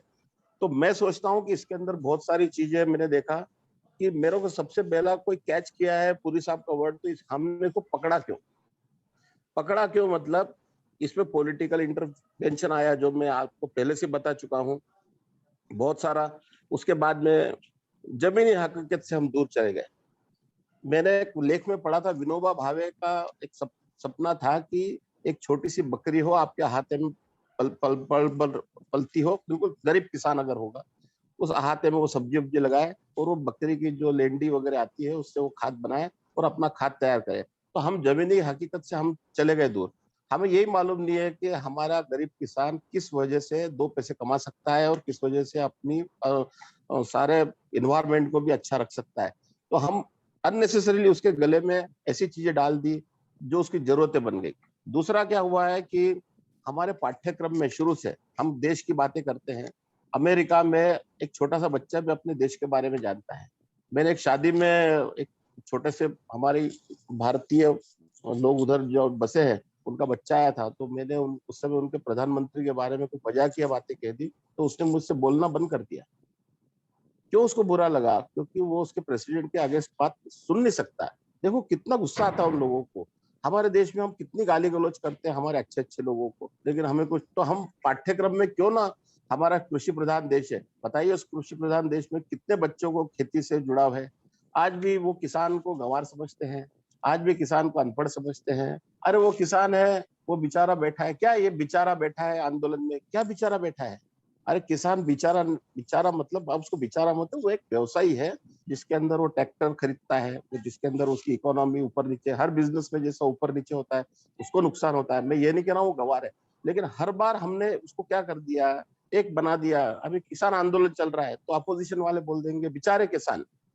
बेचारे किसान क्यों बोलते हैं आपसे? तो ये हमारे पाठ्यक्रम में उसको एक व्यवसाय के रूप में देना चाहिए। और ऑर्गेनिक खेती के जब शुरुआत हुई है उसके क्या क्या दुष्परिणाम हुए केमिकल से, वो हमारे पाठ्यक्रम में जब तक बच्चों को मालूम नहीं पड़ेगा, जब तक वो हमारे अच्छे नागरिक नहीं बन पाएंगे और उनको इस विषय में जागृति नहीं आएगी। आज हम इस उम्र में बहुत अच्छा ग्रुप बना के हम आज 28 एपिसोड कर चुके हैं। कितने अच्छे छोटे छोटे प्रोग्राम हमने किए, लेकिन निश्चित रूप से आज कई लोग जानकारी देते हैं, सुनते भी है, तो ये सब बच्चों के अंदर भी आना चाहिए। दूसरा, हमारे अंदर बेफिक्री हो गई है। हमारे इंट्रोडक्शन में बोला था, आज हमें किसी ने बताया कि बर्तन धोने के लिए हम घर पे बायो एंजाइम बना सकते हैं। एक हमारी महिला वक्ता थी, उन्होंने बताया था। लेकिन आज हमें रेडीमेड चाहिए, और दूसरी वो मार्केटिंग वालों ने हमारे दिमाग में डाल दिया है, आप इसको रिफिल कर लीजिए, तो हम उसी डब्बे में वो ला के रिफिल कर लेते हैं। आज हमें बेफिक्री क्यों आ गई है? क्योंकि स्वास्थ्य के बारे में हमें जानकारी नहीं है, और हो सकता है कि पुराने लोगों में वो प्रॉब्लम ही नहीं थी, इसलिए वो अपने नेचुरल तरीके से चलते थे। अब हमारे उपलब्धियां इतनी ज्यादा हो गई है, आज हमको बच्चे को सुलाने के लिए बोला जाता है कि आप जरा उसको ज्यादा म्यूट पे रख दीजिए, गुड नाइट को, ऑल आउट को।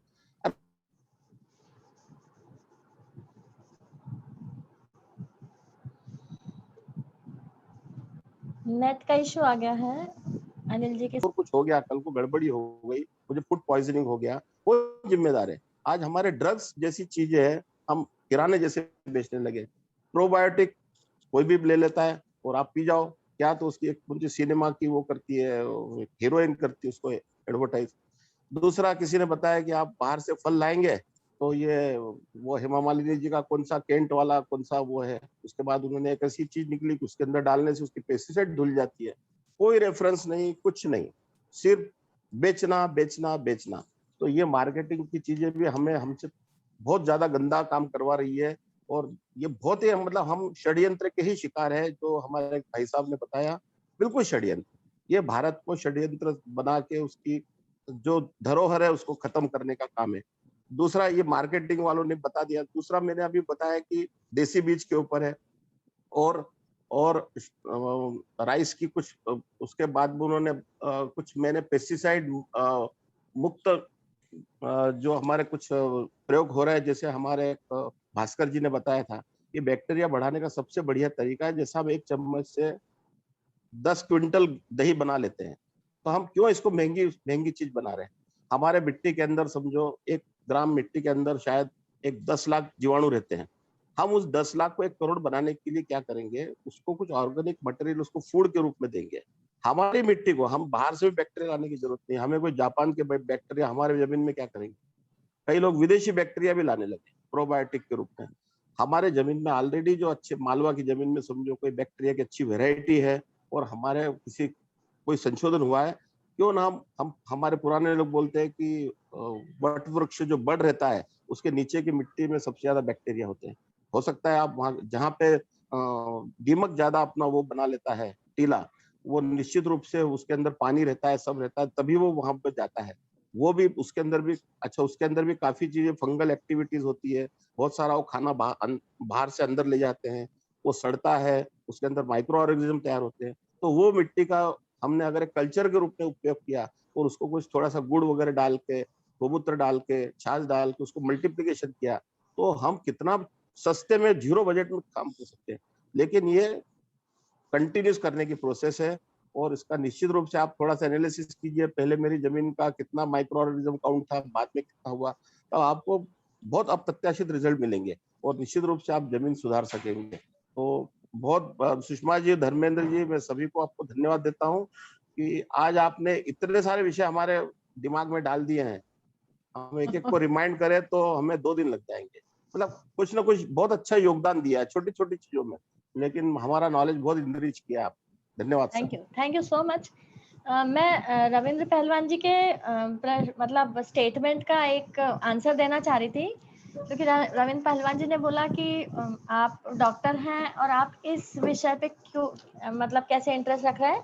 तो मैंने अरिस्टोटल को पढ़ा था और अरिस्टोटल ने बोला था कि if you want to understand human being you have to understand all living beings on this earth. जब मैंने पढ़ा था तब मुझे वो सेंटेंस का अर्थ नहीं समझ में आया था, पर अब मैं ये देख रही हूँ कि जिस तरह पेस्टिसाइड्स हमारी जमीन की उर्वरकता को खत्म कर रहे हैं, माइक्रो ऑर्गेनिज्म की लाइफ खत्म कर रहे हैं, वैसे ही एंटीबायोटिक्स जब हमारे पेट में जाते हैं तो हमारे पेट में भी micro organisms, friendly micro organisms, good bacteria जो हमारे लिए बहुत कीमती हैं, वो खत्म हो जाते हैं। और जो हम केमिकल्स बार बार हमारे कुछ छोटी छोटी बातों के लिए शरीर में केमिकल्स डालते रहते हैं इन फॉर्म ऑफ ड्रग्स, वो हमारे इम्यूनिटी मतलब हमारी रोग प्रतिरोधक शक्ति को इतना खत्म कर देते हैं। मैंने अभी तक जितने भी कोरोना के पेशेंट्स ठीक किए हैं उनमें मैंने सिर्फ 4 तरह के विटामिन्स, फ्रूट्स, वेजिटेबल्स और थोड़ी सी चीजें और, एक भी एंटीवायरल या एंटीबैक्टीरियल यूज नहीं किया है। इनफैक्ट क्रोसिन और आइब्यूजेसिक प्लस भी बहुत कम यूज किया है और मेरे 100% पेशेंट्स ठीक हुए हैं without going to hospital, without using oxygen, without using antiviral medicines. और मुदिता इसको इसलिए हाँ बोलेगी क्योंकि उसको इस चीज का अनुभव है। तो मैं अब आखिरी में सोनी, तो मुझे लगता है कि पहलवान जी आप समझ रहे हैं ना कि मैं यहाँ से क्या ले रही हूँ, अपने सब्जेक्ट के लिए क्या ले रही हूँ। मैं हर बार यहाँ जो डिस्कशन होता है उसको अपने सब्जेक्ट से लिंक करती हूँ। मैंने ये नहीं कहा था कि आप क्यों कर रहे हैं, मैंने ये कहा था कि आप इसमें रुचि ले रहे हैं। मैं भी इस फील्ड का आदमी नहीं हूँ, मैं भी रुचि ले रहा हूँ। यस, मैं आपकी बिरादरी का हूँ। हाँ, पर वो लिंक आ रहा है, वो मतलब जिसको बोलते हैं ना उपमा, सिमिली आ रही है कि जैसे पृथ्वी, जैसे जमीन की क्वालिटी का नाश हो रहा है पेस्टिसाइड से, वैसे एंटीबायोटिक्स और ड्रग्स खा के, दवाइयाँ खा के हमारे भी नेचुरल शरीर का नाश हो रहा है। और मैं इसका एक बात चाहूंगा जी, मेरे को मराठी नहीं आती, लेकिन मेरी एक किताब मराठी में है। ओहो, good, very good, very good, गजब। और दूसरी एक बात और बताना चाहूंगा कैसे रुचि लेते हैं। हाँ। मेरी कविताएं तमिल, सिंधी, गुजराती, मराठी इसमें अनुवाद हुई और प्रकाशित हुई हैं। अरे बाप, एक्सेलेंट। एक्सेलेंट। हम जानते हैं हमारे ग्रुप में कितना कीमती हीरा है, हम इसकी मतलब हमको जानिब है, मराठी शब्द है जानिब है। तो मैं अब आमंत्रित कर रही हूँ आखिरी में सोनी साहब को मीटिंग का पूरा सार देने के लिए। पहली हमने मीटिंग ऐसी रखी है जिसमें हमने मेन स्पीकर कोई नहीं था और मुझे सुबह से टेंशन था कि क्या होगा, परंतु अब सोनी साहब बताएंगे कि क्या हुआ। मेरी आवाज पहुंच रही है? जी हाँ जी। सबको बहुत बहुत नमस्कार। रामनवमी की शुभकामनाएं बहुत बहुत। अभी अभी ये गया है हमारे देश का आदर्श और हमारे मर्यादा पुरुषोत्तम रहे, जिन्होंने जिनके राज्य से, जिनके शासन पद्धति से राम राज्य माना जाता है, जिसको हम कल्पना में लेते हैं कि हमारा राम राज्य ऐसा होना चाहिए। खैर ये आध्यात्मिक विषय है।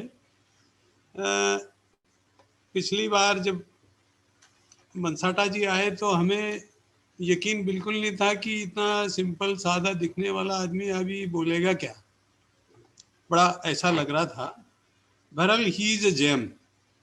हम क्या कहें कि मुझे तो लगता है पूरा जीवन उस व्यक्ति ने जो चीज उसने स्टडी की, जो उसने देखा, जो उसने किया, उसका सार संक्षेप हमको देने की कोशिश की है। ऐसे लोगों का समाज ऋणी है, हम अकेले नहीं, समाज ऋणी है और समाज के लिए वो क्या कर रहे हैं ये हम इमेजिन नहीं कर सकते हैं कि ऐसे लोग भी हमारे बीच में हैं। लेकिन ये हमारा सौभाग्य है कि यह ग्रुप और ये लोग इनको सुन पाए। दूसरी बड़ी खुशी की बात ये थी कि उस दिन उनको सुनने भर के लिए, मुझे नहीं पता था कि सब लोगों को ये जानते थे कि नहीं, 23 लोग थे उस दिन और उनकी बात पे बात करने के लिए आज 18 लोग हैं। उनकी बात पर बात करने के लिए 18 लोग हैं कि जो वो कह गए उसको हम डिस्कशन में ले रहे हैं। ये इसके लिए बहुत बड़ी बात है। पुरी जी जो हमारा जैम है, ये भी हमारे जैम है। अनिल जी हमारे जैम है और जो इस सब्जेक्ट के हैं, तथागत का तो हम क्या कहें, वो तो मेरे ख्याल से जीनियस है हमारे बीच में। जीनियस इन दी सेंस कि जो फार्मिंग का जीनियस है, जीनियस, और जो इंजीनियरिंग को और एग्रीकल्चर को जो मिला रहा है, साथ में सोशल स्टडी इस व्यक्ति की बड़ी जोरदार है। इसलिए मैं उसकी पढ़ाई की बात नहीं कह रहा हूँ, जो उसने इम्प्लीमेंट किया है उसकी बात कह रहा हूँ। जो मनसाटा जी कह गए उस दिन मैंने हल्का सा कहीं नोटिंग किया था और उस नोटिंग के आधार पे मैं आपको उनकी बात को थोड़ा ब्रीफ करने की कोशिश करूंगा। उनका ये कहना था, उनकी जो स्टडी थी वो ये थी कि चाहे हम गुलाम रहे, ये देश गुलाम रहा, पहले मुगलों का गुलाम रहा, बाद में हम गुलाम रहे ब्रिटिशर्स का, लेकिन मुगलों की गुलामी में उतनी नुकसानियत हमको इस तौर पे नहीं हुई कि हमने अपनी संस्कृति का नुकसान किया हो, लेकिन अंग्रेज आया तो उसने हमें कई तरह से तोड़ दिया। एक थे लॉर्ड, उन्होंने जो बताया है वो ये कि जो ब्रिटिशर्स थे उन्होंने ये कैश क्रॉप का सिस्टम चालू किया। Cash crop in the sense कि जो हम हमारे पेट भरने के लिए जो अनाज उगा रहे थे और जो हमारी धरती जो अपने केवल शारीरिक श्रम से दे रही थी, उसको छोड़ करके उन्होंने ऐसी चीज लाने की कोशिश की जिससे व्यापार बढ़े। और ये व्यापार बढ़े, ये वहाँ से शुरू हुआ और आज तक ये हालत हो रही है कि ये सिस्टम इकोनॉमिक्स के अलावा कुछ बचा नहीं है। हमारी देश की धरती और हमारी संस्कृति ये कहती है कि वसुधैव हमारी कुटुंब है, पूरी वसुधा मेरी कुटुंब है। लेकिन मनसाटा जी ने जो कहा वो उससे ये सिद्ध होता है कि ये सारी धरती व्यापार का एक स्थान है, ये बाजार है। तो ये उन्होंने जो कहा उसका सार ये पड़ता है कि ये पूरे को उसने बाजार के रूप में ही बदल दिया। इसमें किसका नुकसान हो, किसका फायदा हो, ये बात की बात, लेकिन ब्रिटिशर्स ने हमें जिस तरह से तोड़ा था वो ये खास करके कि हमारी एजुकेशन को उसने तोड़ दिया। जैसा हमारे आज के स्पीकर्स ने भी ये कवर किया है कि हमारे एजुकेशन सिस्टम में किस तरह उन्होंने चेंज किया। मुझे एक प्रसंग याद आता है, लॉर्ड मेकाले सिर्फ मेकाले था, उसको लॉर्ड, ब्रिटिशर्स ने लॉर्ड की उपाधि दी सिर्फ इसलिए कि उनने कहा कि जाओ और ये स्टडी करो कि भारत में एजुकेशन सिस्टम और वहाँ का लिविंग सिस्टम क्या है। तो वो पूर्व से पश्चिम, उत्तर से दक्षिण तक 4 वर्ष तक घूमता रहा और उसने जो कंक्लूजन दिया वो बड़ा आपको सुनकर हैरानी होगी। वो ये कहता है कि हिंदुस्तान के आदमी को हम ज़्यादा समय तक गुलाम नहीं रख सकेंगे। इसको अगर रखना है तो हमें एक बात करनी पड़ेगी कि यहाँ संस्कृत हटाकर और यहाँ की जो लोकल लैंग्वेजेस है वो हटाकर हमें इंग्लिश ठूसनी पड़ेगी और हमारी राजनीतिक स्थिति ऐसी हो कि जितने भी ज़्यादातर पद हों वो अंग्रेजी जो पढ़ रहे हैं उनको वो समर्पित होना चाहिए। लोगों में ये कॉन्फिडेंस डेवलप हो कि अंग्रेजी इम्पोर्टेंट है और इसके बगैर हम इस देश में अच्छे प्रोफेशन से अलाइव रह नहीं सकते। ये उन्होंने ठूस दिया, वो चले गए। उसके बाद भी आज तक हम उसी पैटर्न पे चल रहे हैं और इस तरह से हमारी ये, जैसे आज भी किसी ने कवर किया है, ये शायद लोटारकर जी ने भी कहा था कि ये इस तरह सिस्टम में हमें एजुकेशन सिस्टम में डालना चाहिए। आज के ब्रीफ में कुछ सजेशन बहुत अच्छे आए हैं, ये कि इंसेंटिव होना चाहिए हमारे इस सिस्टम में। जिस तरह से सरकार अपनी पॉलिटिकल विल के अनुसार 10 लाख करोड़, वो जो आप फिगर बता रहे थे सब्सिडी का, वो 10 लाख करोड़ है, जैसा मनसाटा जी ने बताया था, मैंने उस दिन नोट किया था कि 10 लाख करोड़ की सब्सिडी केमिकल फर्टिलाइजर के लिए दी जाती है। अगर इसी में से क्रमिक रूप से, हालांकि पॉलिटिकल बिल एकदम चेंज करना किसी भी पॉलिटिक्स वाले व्यक्ति के लिए पॉसिबल नहीं है, लेकिन बाय एंड बाय अगर इसको चेंज किया जाए, इस टोटल सब्सिडी को डिवाइड करके या किसी और तरीके से, या तो इसको कम करें तो ये शायद इसमें कुछ डिमोशन आए, या फिर इस सब्सिडी को ऑर्गेनिक फार्मिंग वाली सिस्टम की सब्सिडी के रूप में उसको बढ़ाना चाहिए। पर इतनी बड़ी बात कौन किसको समझाएगा। लेकिन एक चना चाहे बाहर नहीं फोड़ सकता है, लेकिन एक मछली सारे तालाब को असर डालती है। ये भी एक वो है। तो हमारी सोच वहां तक पहुंचे ना पहुंचे, हम अपनी पूरे प्रयास में लगे हैं। अनिल जी, अब मानना पड़ेगा इस बात को कि आपके प्रयास बहुत बढ़िया होते हैं, और ये भी मानना पड़ेगा आपका एक चना वाला उदाहरण इतना भाया मुझे, मैं आपको धन्यवाद देता हूँ। अरे मैं तो खैर राइटर हूँ, आपको शायद अभी पता नहीं है, मेरी 7वीं बुक अभी आ रही है, और आदरणीय श्री पहलवान साहब के मैं अनुगामी हूँ, उनके पीछे पीछे चल रहा हूँ और उनके मार्गदर्शन में चलता हूँ। एक कविता मैंने आज ही लिखी है, मैं 2 लाइन उसकी भी सुनाऊंगा आखिर में। मुझे आज एक बात बड़ी तथागत की, मुझे लगता है कि आज तथागत मेन स्पीकर थे, क्योंकि उन्होंने जो 4-5 चीजें बताई ये बड़ी नोटिंग है। और वो ये जो मनसाटा जी की मनोवृत्ति और उनका जो सुझाव था वो उसके अनुगत लग रहा है कि ये उन्होंने उसी लाइन में, उसी डायरेक्शन में सोचा है। एक तो इनको एक बताया उन्होंने पॉलिसी इंटरवेंशन, तो पॉलिसी इंटरवेंशन बहुत जरूरी है, उसके बगैर कुछ भी नहीं होगा। दूसरा, ग्लोबलाइजेशन का जो प्रभाव हुआ है, उस प्रभाव में हमारा किसान भी फंसा हुआ है, हमारे व्यापारी फंसे हुए हैं, हमारा संपूर्ण इकोनॉमिक सिस्टम उसमें फंसा हुआ है। तो उस ग्लोबलाइजेशन में हम किस तरह इस अपने ऑर्गेनिक फार्मिंग को जिंदा रख सकेंगे या इसको ला सकेंगे, इसके विषय में भी हमको एक बड़े बृहद रूप में सोचना चाहिए।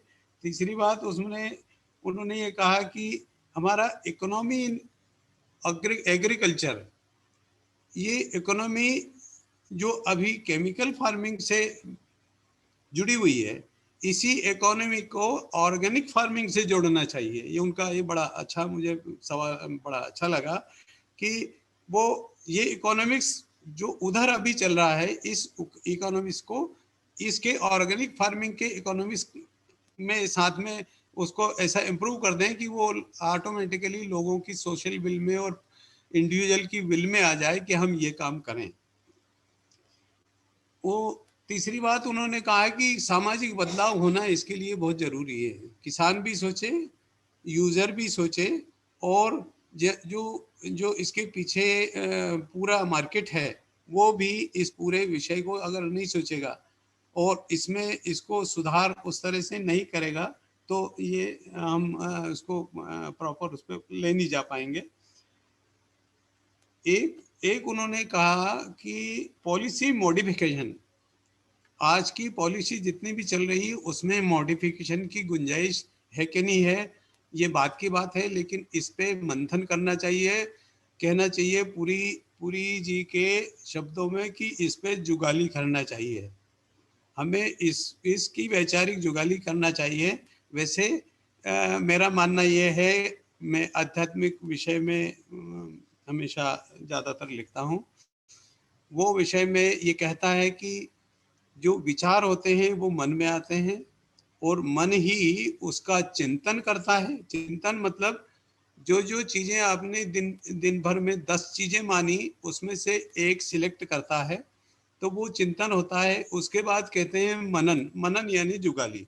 उस एक विषय पर्टिकुलर में एक बिंदु को पकड़ करके जितनी बातें, जैसे पशु, जैसे गाय जो है उसको अंदर लेती है, उस समय वो केवल एक इमल्शन रहता है, उस इमल्शन को वो चेंज करती है। ये जुगाली में क्या ताकत हो सकती है, मैं आध्यात्मिक तौर से आपको बताना चाहूँगा कि गाय दूध देती है जिसमें फैट्स भी होता है, और ऐसा कहते हैं डॉक्टर्स कहते हैं, हमें पता नहीं, milk is a complete plant food, उसमें फैट्स कहाँ से आ जाता है। तो शोध का विषय ये है, और ऐसे आध्यात्मिक तौर पर मैं जो पढ़ा हूँ ये है कि उस जुगाली से वो जो मिक्स करती है उसमें जो ऑर्गेनिक डेवलपमेंट होता है, उस डेवलपमेंट से जाके ये भूसा और चारा जैसी चीज से भी फैट्स बनाए जा सकते हैं। ये उसकी अपनी ताकत है। तो जुगाली में बड़ी ताकत है। पूरी जी में आपको आपके उन शब्दों को बहुत बहुत धन्यवाद, और उनको मैं विशेष तौर से मानता हूँ। और भी कहने को बहुत कुछ है, बहुत मैंने नोटिंग किया है, ये किसी दिन बहुत आपके काम आएगा। मेरा लास्ट में एक सजेशन, क्या मेरा एक निवेदन है कि हम रोज हर एपिसोड में कुछ मेहनत करते हैं। ऐसा नहीं कि मेन व्यक्ति ही जो बोल रहा है, मैं जो मुख्य बोलने वाला है वही कुछ बोल रहा है, वही सब सार है, ऐसा नहीं है। कई बार ऐसे प्रश्न लोग उठाते हैं या अपनी राय में कुछ सजेशन देते हैं, तो ये सजेशन और उन सब लोगों की जो अभी तक के एपिसोड्स में चीज़ें हमको बहुत अच्छी दी है, उनका एक एक्सट्रैक्ट बनाया जाना चाहिए, मेरा ऐसा मानना है। क्योंकि हमने होमवर्क तो किया नहीं, हमने पूरी क्लास में पूरा विषय पढ़ लिया, हम होमवर्क भी करें तो जो कुछ हमने मेहनत किया है उसका फ्रूटफुल रिजल्ट लाने के लिए उस पे हमें एक्सट्रैक्ट बनाना चाहिए कि किस व्यक्ति ने किस समय क्या बोल दिया। क्योंकि मैं ये दे सकता हूँ कि मैंने एक्सट्रैक्ट के लिए व्यक्ति जैसे 2 मिनट लिए बोलता है, सिर्फ एक सेंटेंस उसमें जो उसने मुझे लगा कि ये अपील करने लायक है, ऐसा है। तो पूरे आज तक के जितने एपिसोड है जिसको किसी को ऐसी जिम्मेदारी दी जाए कि वो उसे रिव्यू करें और उनमें से जो अच्छा लगे इसका एक्सट्रैक्ट बनाकर जिस तरह से, देखिए अब मैं अनुकरण की बात कहता हूँ, मनसाटा जी ने ये कहा था कि उन्होंने एक ओपन लेटर गवर्नमेंट को लिखा। वो ओपन लेटर कितना अपने आप में पॉपुलर हुआ, उसका रीजन ये है कि उन्होंने अपने अनुभव लोगों में बांटे और वो इंटरनेट के या माध्यम दूसरा जो भी मीडिया उत्तर उनको मिला उस माध्यम से वो देश भर में फैला। बात एक व्यक्ति की है, यहाँ भी बात एक व्यक्ति कह रहा है। अगर हो सकता है ये मीडिया इतना पावरफुल है कि उसका यूटिलाइजेशन अगर किया जाए थ्रू ब्लॉग, थ्रू जो भी मीडिया बना रखे हैं उनके माध्यम से अगर जाता है तो ये इसको एक्सपेंशन की भी गुंजाइश है। और हम हो सकता है किसी दिन ऐसी स्थिति में आए कि हम भी एक ओपन लेटर लिख सके। हम मतलब डॉक्टर साहिबा को मैं धन्यवाद करूंगा, ये उनको सोचने के और चिंतन और जुगाली के लिए मैंने ये विषय दिया है। इसके लिए मैंने आपका आज समय ज्यादा ले लिया है, उसके लिए thank you so much, thank you, धन्यवाद। और मैं अंतिम में धर्मेंद्र जी को आमंत्रित कर रही हूँ कि ये जो सारा सब्जेक्ट चल रहा है कि हमको अब इंटरनेट के थ्रू हमारे जो मीटिंग्स का सार भेजना है, तो मुझे पता है धर्मेंद्र जी टेक्निकली बहुत एक्सपर्ट हैं, तो हम कैसे करेंगे, क्या करेंगे? धर्मेंद्र जी ने एक जिम्मेदारी तो ले ली कि गूगल मैं क्षमा करें, मैं थोड़ी सी मैंने कहा था मैं 2 लाइन अपनी आज की लिखी कविता को बिल्कुल पढ़ना चाहूंगा। मैं समर्पित करता हूँ डॉक्टर रविंद्र पहलवान साहब को ये कविता, क्योंकि ये आज लिखते लिखते एक मस्तिष्क में था कि मैं आपका अनुकरण कैसे करूं। ये उस तरह से आई है कविता कि कर्ज मिट्टी का मैं गुनाहों के तले अपने दबा ऐसे, कर्ज मिट्टी का चुकाऊं मैं कहाँ कैसे, और पेट मेरा उम्र भर से तू सदा भरती रही, भूख मेरी प्यास मेरी क्यों अधूरी ही रही, और तू जली है तू गली है। मैं मिट्टी और माँ को, धरती माँ को प्रणाम करके कहता कि तू जली है तू गली है, पालने संसार ऐसे, कर्ज मिट्टी का चुकाऊं मैं कहाँ कैसे।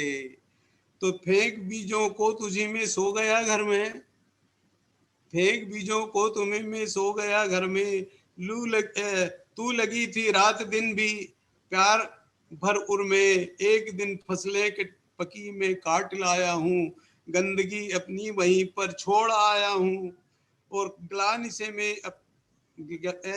से अपनी ही मैं तो भर गया ऐसे, कि कर्ज मिट्टी का चुकाऊं मैं कहाँ कैसे। इन रगों में रक्त जो दिन रात बहता है, इन रगों में रक्त जो दिन रात बहता है, मेरे इस तन में तेरा ही वास रहता है। पार्थिव मेरा शरीर, मुझसे पहले बाद में भी तू रहेगी माँ, नस्ल मेरी पुश्त मेरी फिर कहेगी माँ, और भूल पाऊंगा कहाँ एहसान सब कैसे, और कर्ज मिट्टी का चुकाऊं मैं कहाँ कैसे, कर्ज मिट्टी का चुकाऊं मैं कहाँ कैसे। एक्सेलेंट, एक्सेलेंट, एक्सेलेंट, बहुत ही बढ़िया। मैं धर्मेंद्र जी से कह रही हूँ, धर्मेंद्र जी आप